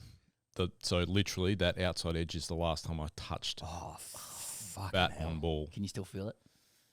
I can feel my neck whipping round to see it just hang in the air because the guys were standing a fair way back and the easiest catch in the world for first slip. That's it. Yeah, F off Malcolm. Great career, mate. Did you say great career? Yeah. Well, speaking of Perth, can you set the mood for us in Perth? I mean, is this the biggest test that Perth has had in recent times? Is it going to be a carnival atmosphere? Will they come? Yeah, people showing up. No, the ticket sales have been huge. Yeah, obviously a big expat English community there. So, the anticipation's fever pitch. It's going to be something else. I think having been there when I haven't been there when it's been full for. I don't know if you guys have been for test matches at Perth Stadium yet, but it's hard to fill that place. And so the test matches I've covered there are West Indies in 2022 and Pakistan in 23, and then India last year had an okay atmosphere, but it wasn't packed out. It's not Freo West Coast, is it? No, it's not. Bottom of the table clash for West Coast, but yeah, no, it's it'll be interesting. Yeah, it's going to be those first 2 days. There'll be plenty of energy. No doubt. What is okay? Let's get into it. As we go to where we've just learnt Cummins is out for the first test. Ronnie will speak later. We'll probably already covered it on the show. But when we're talking about the makeup of the Australian 11, what's the most pertinent question? What's the part that you zero in on most as the greatest purveyor of X's and O's in the nation? What is the most interesting question to you around how they set up, as they say? Yeah, it's clearly the top 6. It's the same thing you guys have been talking about for a few weeks now, but yeah, how they shape that top 6 and what the combination is. That's the debate. That's what everybody's talking about. The rest of the side takes care of itself. We know what the attack's going to be. We know who the wicketkeeper's going to be. We know who's batting at 4 and 5. So, and we know which one of the openers at least. So who bats 2 and 3 and 6, essentially the questions. But even then, I don't think they're major questions. I think they're probably already answered. Is it so you don't believe that it's an open question? That there are things that may happen in the next round of Sheffield Shield, for example, or in T20 fixtures that may swing it either way. It occurs to me that Cameron Green's fitness is probably the big watch. Yeah, it is. I think they've got their ideal 11 set, and I think there's probably 2 ways they can go. But essentially, yeah, I think there's 2 options. One is that Labuschagne opens the batting with Khawaja and Green bats at 3 and Webster's at 6. The other option is they pick another opener and Labuschagne bats at 3 and Green possibly bats at 6. I think that's the second option of the 2. And that's about the end of the discussion. And I think probably the other opener is Weatherall, but it's hard to know. If you think back to last year, remember there was a big debate. I do. This time last year, heading into an Australia A, India A game where Marcus Harris and Nathan McSweeney opened the batting in that game at the MCG, and we all thought that was a bat off. It wasn't. The decision had already been made. Harris out-batted McSweeney in that game, played a lot better in the first innings, but the decision had already been made. McSweeney was already set. So, the Australian selectors talk about it a lot. They make the decision when they have to, but they're not going into this round not knowing exactly what they're after. So it's pretty clear. I mean, Australia's going to pick probably a 14-man squad, I'd say. They'd pick 1 spare bat and maybe 2 spare fast bowlers. So we know essentially what 11 of those guys are going to be. And then the spare batter is a question. Do you pick Weather or give yourself the option, or a specialist opener who's not Weather, or give yourself the option of Labuschagne batting at 3? George Bailey's already said that Webster's going to be in the squad. And then is it Inglis? Do you need someone who can be the spare wicketkeeper? He's going to be at Perth anyway. There's a Shield game that WA has against South Australia that starts the day after the first test starts, so the 22nd. So whether they take him out and let him go and play there, I don't know. But he's spare wicketkeeper, spare bat, who can fill essentially, I think he can only fill a couple of spots from 4 through to 7, but they think he can bat higher if needed. Or do you pick a guy as a concussion sub who can bat in all 6 spots, which might be a Renshaw potentially. He's done it before. He was the spare bat for the home West Indies series 2024 and then New Zealand 2024. So they're probably the things they're debating. And then 2 spare fast bowlers outside of the 3 that they'll have, which I think one might be Nisa. I mean, he's bowled well the first couple of games and then been rested from this Shield game coming up against New South Wales. And then it might be an Abbott or Doggett. It would be 2 of those 3. So Abbott, Nisa, Doggett, 2 of those 3 maybe as spares, because Perth's a long flight just in case something goes wrong. In terms of the 11, the team is, I mean, McDonald has said they're the 6 best batters in the country and they figure it out, right? And are you that guy, or are you more of a specialist guy? I don't subscribe to the theory that anyone can bat anywhere. Okay. And that's someone who struggled in grade cricket as an opener for 14 There's a lot of years. commenters on Instagram who feel the same way about Pat Cummins' comments that batting orders are overrated. There's a lot of people in the comments who seem to be concerned about the Australian captain's viewpoint about that and have set him straight. Were you one of them under a burner? I don't have a burner, but That's what there's they a all great say. irony to that. I know guys who've claimed that. There's a great irony to that in that Pat Cummins and Mitchell Stark have been debating which one should bat at 8 and which one should bat at 9 over the last 3 years, with both of them preferring to bat at 9. So if batting orders don't matter, Pat, well, no, You I hypocrite. I got him. We know what he's like. I just think with opening the batting is, I mean, Marnus has done it. He's done it actually quite a bit more in first class cricket than a lot of people realised. He'd done it more in first class cricket than Konstas had and McSweeney last year. So he's capable of it. I subscribe to the theory that you do need some reps and some experience because you're thrown into a whole heap of different scenarios at different times, and fielding for 3 or 4 sessions and then having to turn around and put your pads on and go out and switch on in that moment, understanding the intensity that you've got to be at. You go through all sorts of different scenarios as an opening bat, and I just think you need some experience having done it. I'm not a huge advocate for guys batting anywhere. I do think if you bat first 3 can move up. I think if you're 4 and below, it's very difficult. Yeah. So, as Higgos was saying, Australia's philosophy appears to have been that they get the 6 best and figure it out. It feels like they were trying to get Marnus into the side because they like his game, and now he's almost scored too many runs to open the batting. Marnus has now leapfrogged in our minds from a guy that got his game in order to be selected to is Marnus back in italics at a world class level, which then means that Bo Webster's spot is in jeopardy owing to the fact that Cameron Green can never be unselected from the side owing to the ceiling of it. So is Bo Webster's position in the Australian side purely based on Marnus opening? That's yes. Yeah, so what's more important, that Marnus is comfortable at 3, or that we can get Webster into the side? Good question. Yes. What is the best balanced lineup? That'll be the core question that the 3 men on pikes that need to answer, right? And that's how I imagine them answering that question. While sitting their on head's pikes. been dismembered. Yeah, on pikes, answering that question. The core question is what is the best combination as a whole, and how does the top 7 work together the best, with the additional part that what are the overs required from the all-rounders? How much do they need?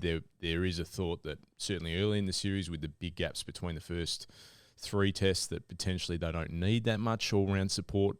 Yes. But having said that, Perth is the flattest wicket in Australia over the last 4 years, and we saw last year when Josh Hazlewood injured his side on day 2, having to back up, or early day 3, having to back up from bowling on day 1 as well, because Australia didn't bat well enough to on the first evening. He does his side. Australia's a man down, and Marnus is bowling, chest high. Is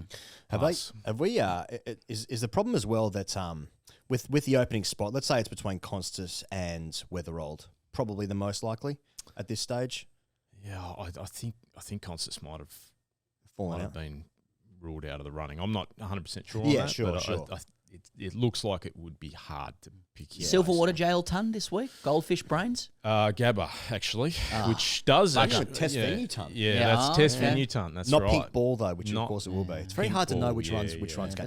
Anyway, my point being that, no Nisa, though. I mean, yes, okay, so not against test quality runs. Why is Nisa being rested? Yeah, why is he being rested? He didn't play it in the winter. He's in the running. Yeah.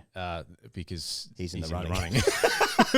Oh, no, that makes sense, because when you don't play, that's when you get good. Yeah. Well, no, of course. He's 35, ripped his hamstring really badly last year. Yeah. They are managing very carefully based off that. But he bowled really well first 2 games, and then I suspect a conversation's been had with Queensland. Said, look, we think he could play a part in the series. We'd like to keep him as fresh as possible, make sure his ball speeds remain high, because Nisa's traditionally a guy who bowls a lot of overs, plays a lot of games, and his ball speed can drop a little bit in those moments. So keep him fresh, make sure he's cherry ripe if we need him. Certainly second test in Brisbane if someone saw he looks a very likely candidate to come in that space. So, like, I mean, we're talking about the jigsaw pieces here because if Green can't bowl, then Webster must play. But the opening spot, I'll include Konstas because he was before. He's the incumbent. Yes. He's the incumbent. He's the incumbent. Young, dung, and full of incumbent. And then Weatherald has got this Bancroft-esque issue where it's like there's a feeling where it's like, I'm not sure that Bancroft obviously played Test cricket, Weatherald has not. Yes. But then there's like, do you want to throw a guy in on his first series with all the hype and expectation and intensity of an Ashes series? And then, Konstas is like, well, his New South Wales coach, Greg Shippert, has said, like, he doesn't know how he wants to play yet. Yeah. That feels like an issue in an Ashes series. You'd think so. Like, and it feels like Harris and Bancroft are fair way back. Renshaw, I don't know. So it feels like the options for the opening spot, there's a lot of issues there that doesn't quite feel like a lock just yet. I mean, if Weatherald hits like back-to-back tons this test, he probably goes, this Shield round. He probably skips ahead of the queue there in terms of fitting something in. But there are so many jigsaw pieces sort of competing against each other here, if that makes sense, right? Yeah, I would have thought the Weatherald question has been answered. It was, there was a thought that he made 900 runs at 50 last year, opening the batting at Belrive, which first 2 days is pretty hard work. Pretty good.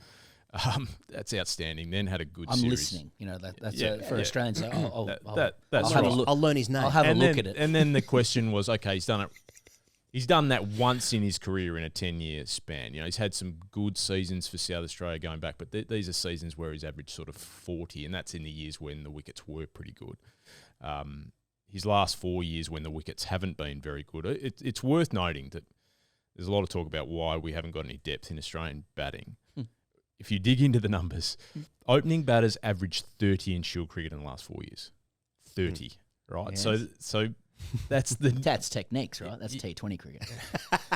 I blame the IPL. I had a conversation with Ferg O'Neill, and so Fergus O'Neill is notionally he was Player of the Year in Shield cricket last year. Yeah, and he's the leading wicket taker the last couple of years, along with Nathan McAndrew. Like he's been unplayable. Yeah, I spoke to him after he came back from the India A series, and he bowled in Lucknow on a wicket where 1,100 runs were scored in 4 days and 13 wickets fell. He bowled 19 overs, took 1 for 66. Actually bowled pretty well. He had the second lowest economy rate of all the quicks in the game. I said, well, what was it like? How did you handle that? And he goes, the margin for error over there was 10-cent piece. I missed fractionally short and wide, cut for 4, over-pitched a touch, got driven. I said, how do you translate that when you come back to Shield cricket? Because you know how to bowl in Shield cricket. He said, in Shield cricket, I just floated up pretty full. I get wickets with half volleys. I floated up pretty full. He knocks blokes over with half volleys. Yeah. He said, I can bowl good length deliveries that do too much. That's the challenge that Australian opening batters are facing in domestic cricket that people don't understand. I mean, you hear the old guys going, no one's averaging 50. Well, it's almost impossible to average 50 at the moment. Yeah. There's literally 4 guys who've averaged more than 40 opening the batting over the last 4 years in Shield cricket, and Weatherall's one of them, Bancroft's another, Khawaja and Campbell-Kellaway the other 2, but they've only played 8 games in that time. Right. In that slot. Everybody else is sub 35. Yep. So, yeah, you got to the measurement is different. So why has batting dropped off? It's So I think what Weatherall has done, and there were questions over whether he, it was a one-off. I think he's clearly backed that up. 50s in both innings up in Queensland on a good wicket, and then the 90 he got against WA last week in a low-scoring game was the difference in the game. Adam Voges said after the game, he was the difference, and he played really well. And I know Voges is a big fan of him and thinks potentially he should be in the running. So, he's answered that question. And if you're going to throw a guy who's never played Test cricket in, you're better off throwing a guy who knows his game, been around for 10 years, been through the ups and downs, has everything down pat, as opposed to last year they throw McSweeney who never opened the batting, or Konstas who'd only played a handful of first-class games. So I think you're better off going that way. But it's hard to know which way they're going to go. Yeah. Is Australia's biggest concern, though, this summer that Steve Smith will contract diabetes after eating so much chocolate this summer, because his batting output seems to improve when he's the captain? Is that an issue? Is diabetes an issue? Didn't someone say he plays worse when he was the captain? Some ex-player said that last week. Oh, really? Who it was, yeah. Is that contrary to the numbers? That was definitely contrary to the numbers. Yeah, that's the eye test. That was the eye test. Doesn't he average like 70 when he's captain? Yeah, but it plays worse, mate. No, can't play cover drive. Worse. Yeah. Well, he came back from New York. He said, "Man, it only takes me 2 hits to get going." I just rolled back and listened to a steam train chugging away for 6 hours with one beer. Yeah, naked after that. That's amazing. It fills you with confidence. And he's batting 4 this week. I noted that there was some thoughts extrapolated from that's where he's going to bat in the Test side. Ignoring the fact that he batted 3 in his own issue game last year and then batted 4 in the Test side. So I mean as long I think the Australian selectors have allowed him to live in New York, manage his workload however he wants. He is a big key to the series. It's really important that he's playing well. He's the fulcrum of the side, so they need to have him where he needs to be. And obviously, his record suggests he plays very well with skin the captaincy. Absolutely glowing too, with a 3 o'clock shadow. I mean, he looks fantastic. He looks strong. Yeah, he looks fantastic. Been lifting. He's been deadlifting. Massive tin in the gym. So Oh, great. So shifting tin. He's been shifting tin. Midtown. That's right. You one of those Equinox gyms, I think. Yeah, high end stuff. Yeah. You had a great piece and article. Definitely not a great piece. Can confirm that.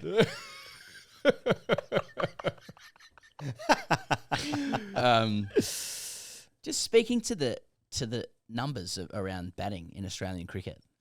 It was only a week or so ago that you were talking about the top 7 batters in since the 21-22 Ashes have averaged 30 per dismissal in Test matches, and before that they averaged 38 from the Ashes before. So it's come down nearly like 25% or whatever. Whereas in England, it's almost the reverse, right? It's exactly the reverse. Right. So the only conclusion we can draw is they're incredible batters and we suck. Is that about right? That's about right, yeah. And what does that...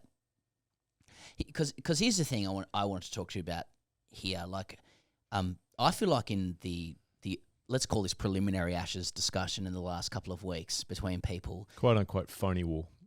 Yeah, sure. Like... so many of the selection conversations seem to happen like in a vacuum without a discussion about the style of cricket. We know the style England wants to play, but like the style of cricket Australia wants to play. When they last played against England in the Ashes over there, they almost took on like a tortoise versus the hare prism. Like they liked that England scored quickly. They could take time out of the games miles into the legs. They saw that as much of a weakness for England as it is Australia. However, these pitches are different. Travis Head is quoted as saying he likes them being green and spicy because people go pole hunting, they bowl full, he slaps it away. Australia can't really adopt the hare, or the tortoise, on these decks, right? So how do you think Australia wants to win? And what insight does that give us into selection? Cartel going to work. Oh, fucking marry me, Alex Malcolm. Oh, I'm in fucking 7th heaven. Do enough with the blade. Cartel goes to work. 18 holes, day 5. Bring your sticks. That's right. Brought your sticks, didn't you? That's right. Well, that's how they've done it. I mean, all jokes aside, literally, that is how they've done it. And do you think that's the way they'll do it again? Games weren't going to day 5. The interesting part about this series is Australia doesn't have control of the pitches. The local groundsmen make the pitches according to. All right, we just have a bowling captain, and all of a sudden it is 10 with the ball. But it is. It is odd. I mean, it is odd that the pitches have had a lot more grass on them. Maybe that is coincidental. Maybe it's not. Maybe there are some private conversations happening. But I think Perth will be a good surface. Brisbane's a bit of an unknown. That they don't like playing pink ball games up there. They obviously lost the last one against West Indies, and the problem there is because it's so hard, the pink ball gets so soft up there. It doesn't get as soft in Adelaide because they leave a lot of grass on, and I don't know whether they'll leave a lot of grass on in Brisbane. But there are periods where the game can get really dull and flat, And West Indies took advantage of that. I mean, two guys who are not in the West Indies side at the moment, Cabham Hodge and Joshua De Silva, basically won the West Indies a game by batting for 2 sessions during the day when Australia couldn't knock them over. I only remember one thing from that game, that's Shamar Joseph. Nothing else happened. He bowled amazingly as well. And then Adelaide's interesting. The last time they had a day game there, which was against West Indies in that same series, that they got that pitch wrong. It played horribly. But the 2 shield wickets so far in that ODI wicket were sensational. So that could be a really good wicket. There's been 100 scored in shield cricket, 5 is taken by quicks and 10 for taken by a spinner. So that's had everything. The MCG pitch the last 3 years have been superb. Matt Page has done an amazing job there. And then Sydney's a bit of an unknown. So it's hard to know how to play out. But clearly Australia will be much better off if there's plenty of sideways and plenty of extra bounce. If it gets flat, and particularly if it gets slow, Australia's really going to struggle. Well, that's how England likes to play, right? Yeah. But do you think that sideways and spice and chest is helpful for England's style of cricket? Not for their batting. It will help. It'll aid their bowlers, absolutely. It'll definitely aid their bowlers. Their bowlers. Bryden Cast is a really good bowler. We saw that in the game at Mount Maunganui yesterday, and I think he'll bowl really well out here. But he had to bowl on some turgid surfaces against India. He bowled better than his figure suggests, but he averaged 60 and struck at 100 for the series. He's a better bowler than that. But the surfaces just completely nullify his skill set. So they should bowl well out here, and they'll enjoy bowling on these pitches. It'll be challenging for their batters because all of their batters like to hit through the line, sit on the front dog. Essentially, probably with the exception of maybe Brook and Root, they'll chance their arm. They'll play like Head. It's just a question of whether they know how to do it. Head knows how to do it in these conditions. He knows how to sit quite deep. He's got it down to a fine art in terms of playing the line rather than following the ball. That's a skill in itself, and knowing which balls to attack and which ones not to. That's part of the art of batting in Australia, something that guys haven't been able to do. One thing Heady doesn't do is he doesn't force with the vertical bat off the back foot. That's a bit of a cardinal sin in Australia. A lot of teams try and do that when they come here. A lot of batters, particularly guys from the subcontinent and guys from England, have tried to do that in the past. Roots come unstuck trying to do that. So they're the things that they need to factor in. But a lot of the England guys have experience out here. Zach Crawley played BBL cricket at Perth Scorchers, so he got an experience of the stadium, and I know they spent a bit of time with him. The Scorchers coaching staff did, learning how to certainly play white ball cricket on that surface because it's a lot steeper bounce. Duckett's played at Stars. Pope played for Adelaide last year. Brook did half a season with Hobart, although it was in a COVID year, so it was pretty difficult. And Root's been out here a number of times, and he's played pretty well at times out here as well, just without getting 100. So most of those guys have got a fair bit of experience out here. Stokes as well. Do you think England's best weapon is Stokes being off the piss? And by that I mean, if he stays fit, are they a shot? And by that I mean, is he their best player? Is he the most important player? I think his bowling is arguably one of the most important aspects to them. Yeah, I agree. He bowled superbly against India, and the query will be how he manages his own workload. Yes. To the point of not breaking himself. He's got this, as we know, he's their talisman. He's got this desire to carry England on his back in flat moments. And if a surface flattens out, let's say, and Smith and Head are going, you can see a world where Stokes says, right, I'm taking the ball for myself and I'm going to bowl myself into the ground until I break this partnership. Problem is, he's broken himself doing that in recent times. Literally did it in England just recently. So they need to be pretty cautious how they manage that, and that's on him. He has to do that. That's one of the things that Cummins has done really well as a bowling captain, is he's managed himself overall very well. He doesn't bowl those excessive spells where he can redline and get himself into a position where he can break down, even though he has broken just recently. So that's the question. But then they need guys who can bowl bulk overs to take the pressure off. And that's where it's really interesting to hear that Australia's attack's got question marks on it. Because apart from Cummins, they've got 3 guys who are cherry ripe, fully fit, playing well, playing first-class cricket in the lead-in. Wood hasn't bowled a ball in a match since February.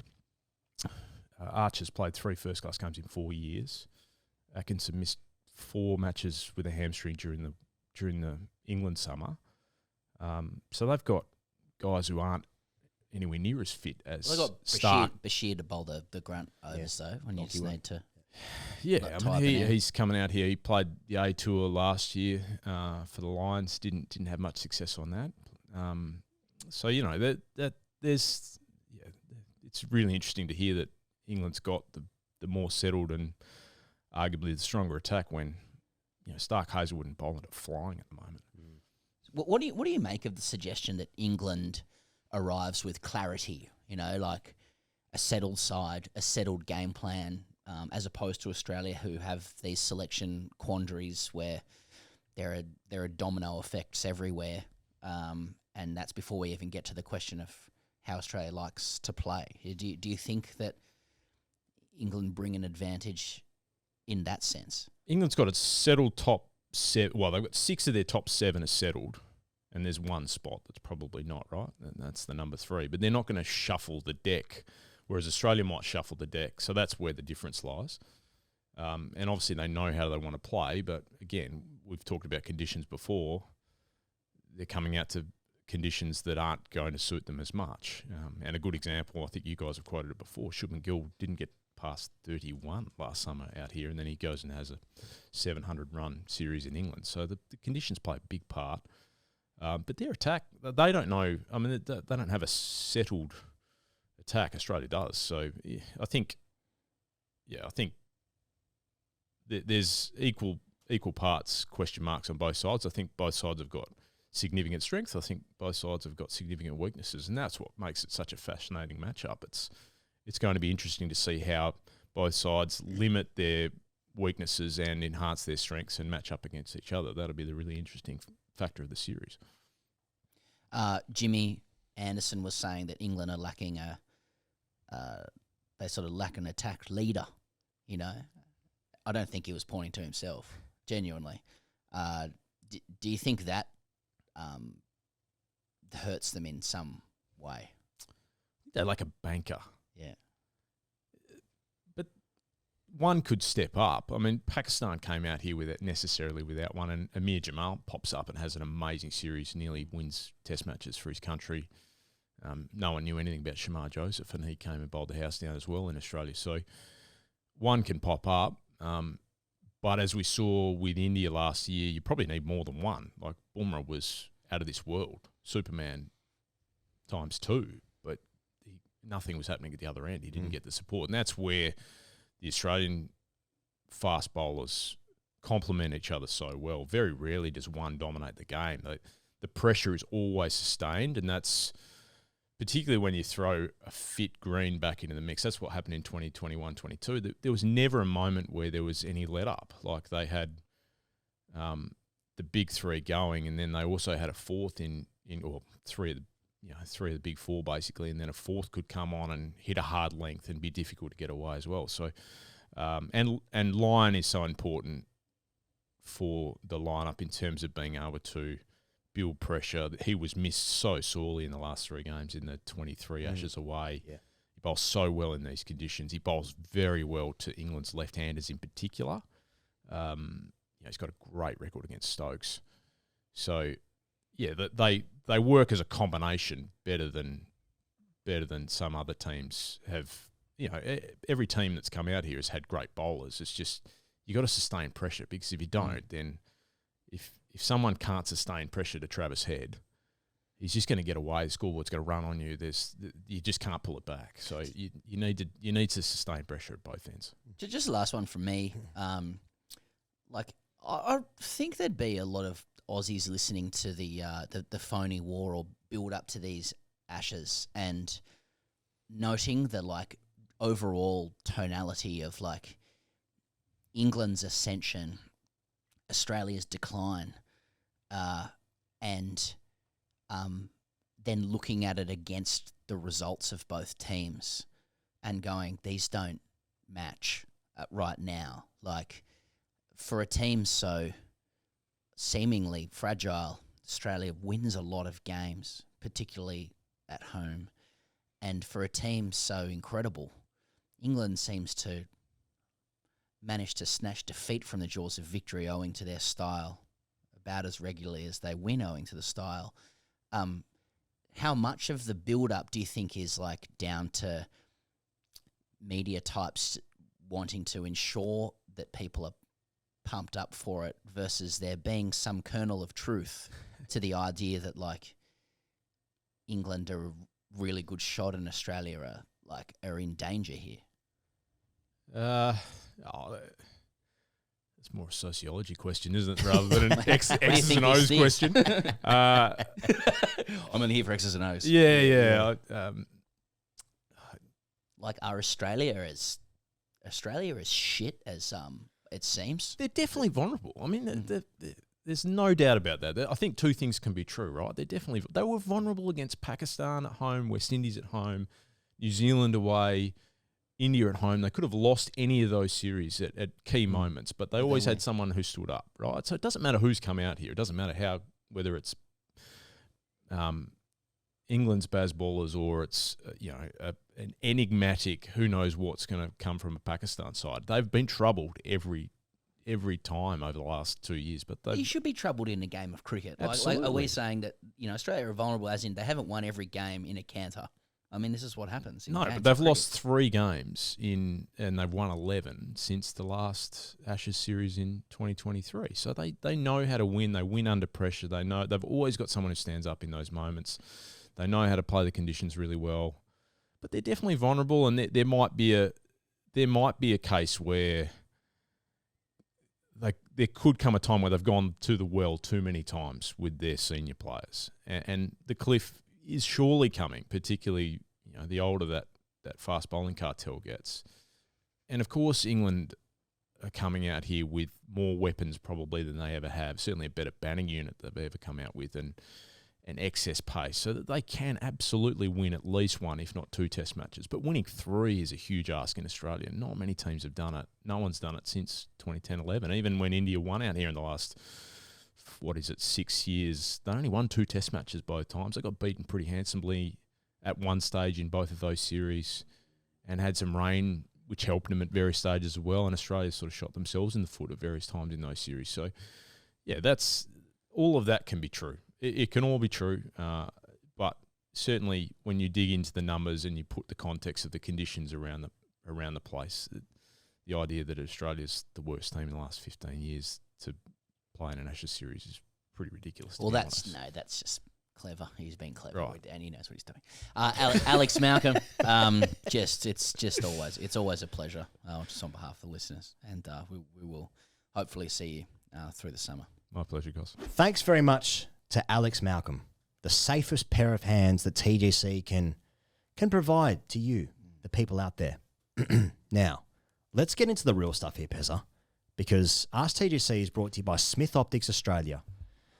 And let's get to it, because if you've seen what Travis Head is wearing, what's on his bonce, he is wearing these exact glasses, the sliders with ChromaPop lenses. That's right. You can also get your Verts and your Wildcats. You already know about that. But if you go to smithopticsaustralia.com.au and use the code FAST, you get 25% off the exact sunglasses that Travis Head was wearing when he went viral last week, bowling his overs at home at the Adelaide Oval. Shout out to Trav. Sign on for another year at the Adelaide Strikers. We're all excited about that. Looking forward to seeing him go around again. Did you just say, You're like Waka Eunice commentating. Sign on, huh? Wow, what a beauty, huh? What a game this young man's having. I'm sorry, but these glasses have gone straight to my brain. Yeah, that's what happens. Because I'm thinking 90s. I'm always thinking 90s anyway, and you know that about me. Yep. But you've stopped in at the servo and got an oat milk vanilla. But, mate, I mean, these are the glasses that honour Travis Head fathering 11 Indians. I mean, what is there not to like? Yeah, what are you supposed to do about this? Like, if you are looking for, their energy in shades, it's pure energy. I just like the amount of the halo around one to wear these, particularly through summer. Yeah, I think about anybody in these glasses, like it's like just chucking 10 points on them. Do you know what I mean? Like, Yeah. Can you imagine seeing Chuck in these? I actually did see them because he was wearing them this morning. It's actually like it's impossible not to have energy around you with them on. Yeah. If you walk into a Try and that's the task. I want to see someone put them on and the reaction to be like not doing too much. They do so much. Yeah. I would say if you want to fit in with the crowd, I'll be steering clear. But if you want to stand out and start conversations. This is Moses parting the seas stuff. Like when you walking through a line of people around the back of Adelaide, let's say. Or just my God. Just wearing these, like, whoa. I mean, like Hetty's on board with Smith now. Yeah. And if you're gonna back him this summer and the Australian team at large, then this is one way to do it, and I'm apologise for the 25% discount. In fact, you know what? I'm rescinding that apology. I don't resign. We need to get Hetty onto the show, and we need to talk about the speed of which he feels once he's in these bad boys. You know, so I don't he's imagine in the sliders. Yeah, the sliders. SmithOpticsAustralia.com.au. Use the code FAST, and you pay you only pay 3/4 of the price. You pay 3/4. But you do pay. Let's be clear about that. Yeah, there is a transaction. Yeah, there's an exchange of the financial exchange for goods and services, but it is at a discounted rate. Yeah, you pay through the nose of which these glasses sit upon. Well, that's asking for follow-up comment.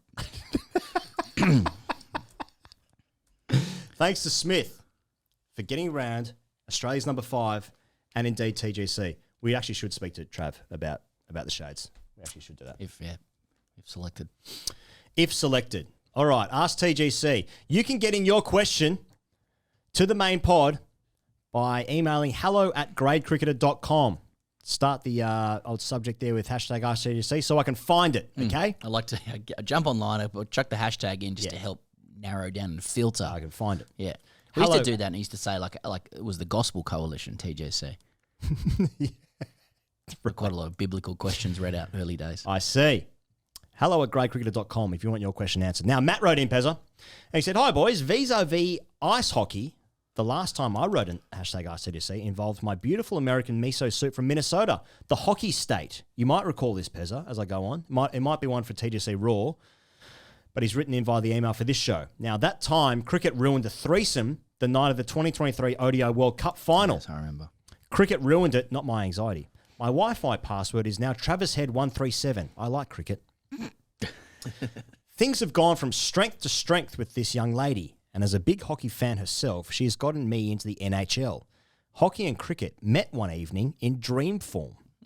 My girlfriend's parents are divorced, but she maintains an equally strong relationship with them, and I'd like to think I do too. Brackets, her father once said I was, quote, athletic. Wow. Shangri-La stuff. Holy shit. Yeah.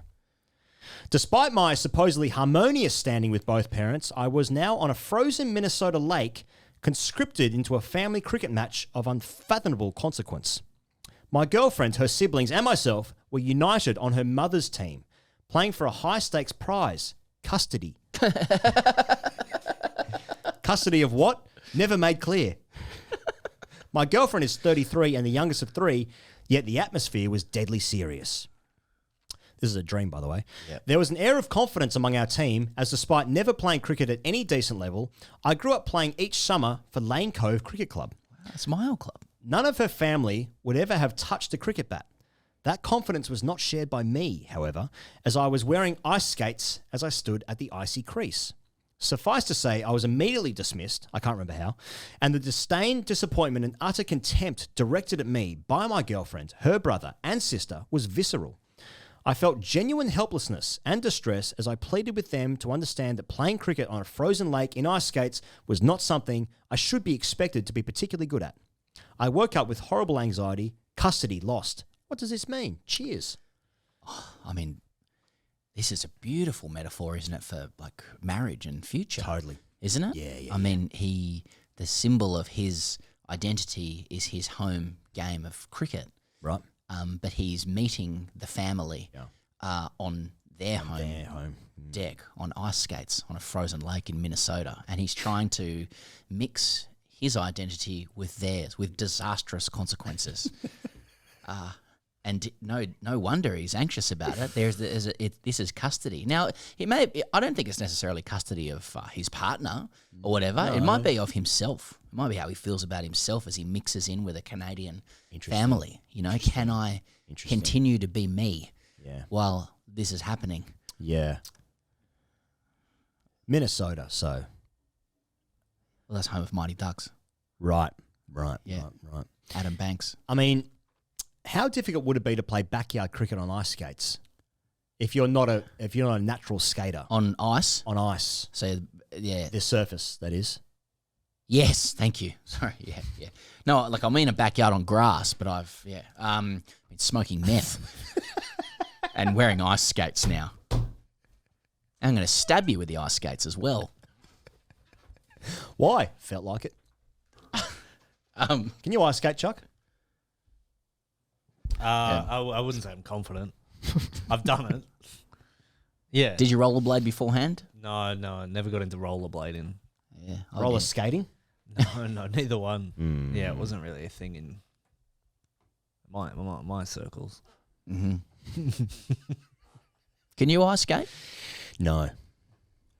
Oh, have you ever been though, like on a date and then kind of in a really endearing way, you know, slipped and slid around Bambi on ice stuff? Yeah, like and they go, oh wow, the combination of a strong muscular man who's also vulnerable enough to look like a piece of shit. Well, I pissed myself, you see, so that made it worse. Is that got anything to do with ice skating? Oh, ice skating. Sorry, you should have said. No, I've never been on a date ice skating. Or a date. But no, when would I have done it? I mean, there was Macquarie Ice Rink back in Sydney. Yeah, spent plenty of time there. But I reckon I did it like maybe once. Like at a birthday party or something? Something like that, yeah. Mate, that was one of the great triangles of birthday parties back in the day. Mm-hmm. Time zone, ice skating, Fuddruckers. Mate, Fuddruckers was fucking goated. It was goated. Mate, a burger from Fuddruckers. Oh. That's before you even get into the movies there as well. Yeah. Time zone into a Fuddruckers. Oh, mate, that's actually the last time I probably wore these glasses. Yes. Like, I reckon like storming into a birthday party, Fuddruckers on the mind, and vouchers for Time Zone. See you later. Free Time Zone. Now there's a fucking there's a watch. What do you reckon is better? Like, you know, you got to use an app at Time Zone now. I took my boy the other day. It's a sensory nightmare, but still, you know, heaven as well. You know, when you're older and you get into like you get into your opposite sexes and your drugs and your alcohol, and you like that starts to get pretty good, like going to bars and stuff. But I don't know if you're ever as happy as you are when you're like 11 and you've got $30 of vouchers for Time Zone. It's a great. $30 is quite a lot of money back then, but absolutely, you get your tickets as well, and you can get prizes off the back of that ticket, so you can actually make money. I got two really good mates of mine have had an ongoing dispute about the proceeds of Time Zone tickets and a Discman that was acquired therein. That's how seminal those experiences can be. Can you ice skate? I can, but like just only off the back of rollerblading for a couple of years until my cousin beat me down the street and I didn't do it after that. See, I could rollerblade, but I just never spent much time on the ice. I'm not out there figure skating. No. You know what I mean? Fucking Torpolantino. That would be good to go on a date and get out there and just start wheeling away. Hang on, I'll be back. Yeah. That would be good. Figure eights and whatnot. Yeah, exactly. And your whatnots. Nah, like I could ice skate. Yeah, but like to no level. I could probably drift a little bit, get little crossovers going. Don't worry about that. Hands behind my back. Whistling. See you later. Hey, where are you going? Yeah, so that is goated though, Macquarie Centre there. But yeah, obviously that's very different to trying to play cricket on Minnesota ice rink. I'm thinking like getting the front foot press going and then all of a sudden just... Because in my head now they're in the like... They're on the ice that Gordon Bombay was on as a kid. Yes. Where he was just banging him in for fun. He misses one penalty and his coach is fucking off him forever. If you actually did the maths on the amount of goals Gordon Bombay was scoring, and it was like one a minute. and he misses one, and his coach just brushes him forever. Obviously, comes back up against him. Yeah. Later on, Charlie Conway, etc. See, if he was playing baseball, he'd have been fine. Yep. Arm around him. There's a lot to recommend it. There's a lot to recommend baseball. A lot of players say they'd love to play within it. Mm-hmm. All right. Well, that's the show this week. Thanks to Alex Malcolm for taking the time to jump in the studio here. And thanks to Smith Optics Australia for sending these to the studio because Charlie looks amazing in them. So thank you for that. And we'll see you guys right here on TGC next week. See you later.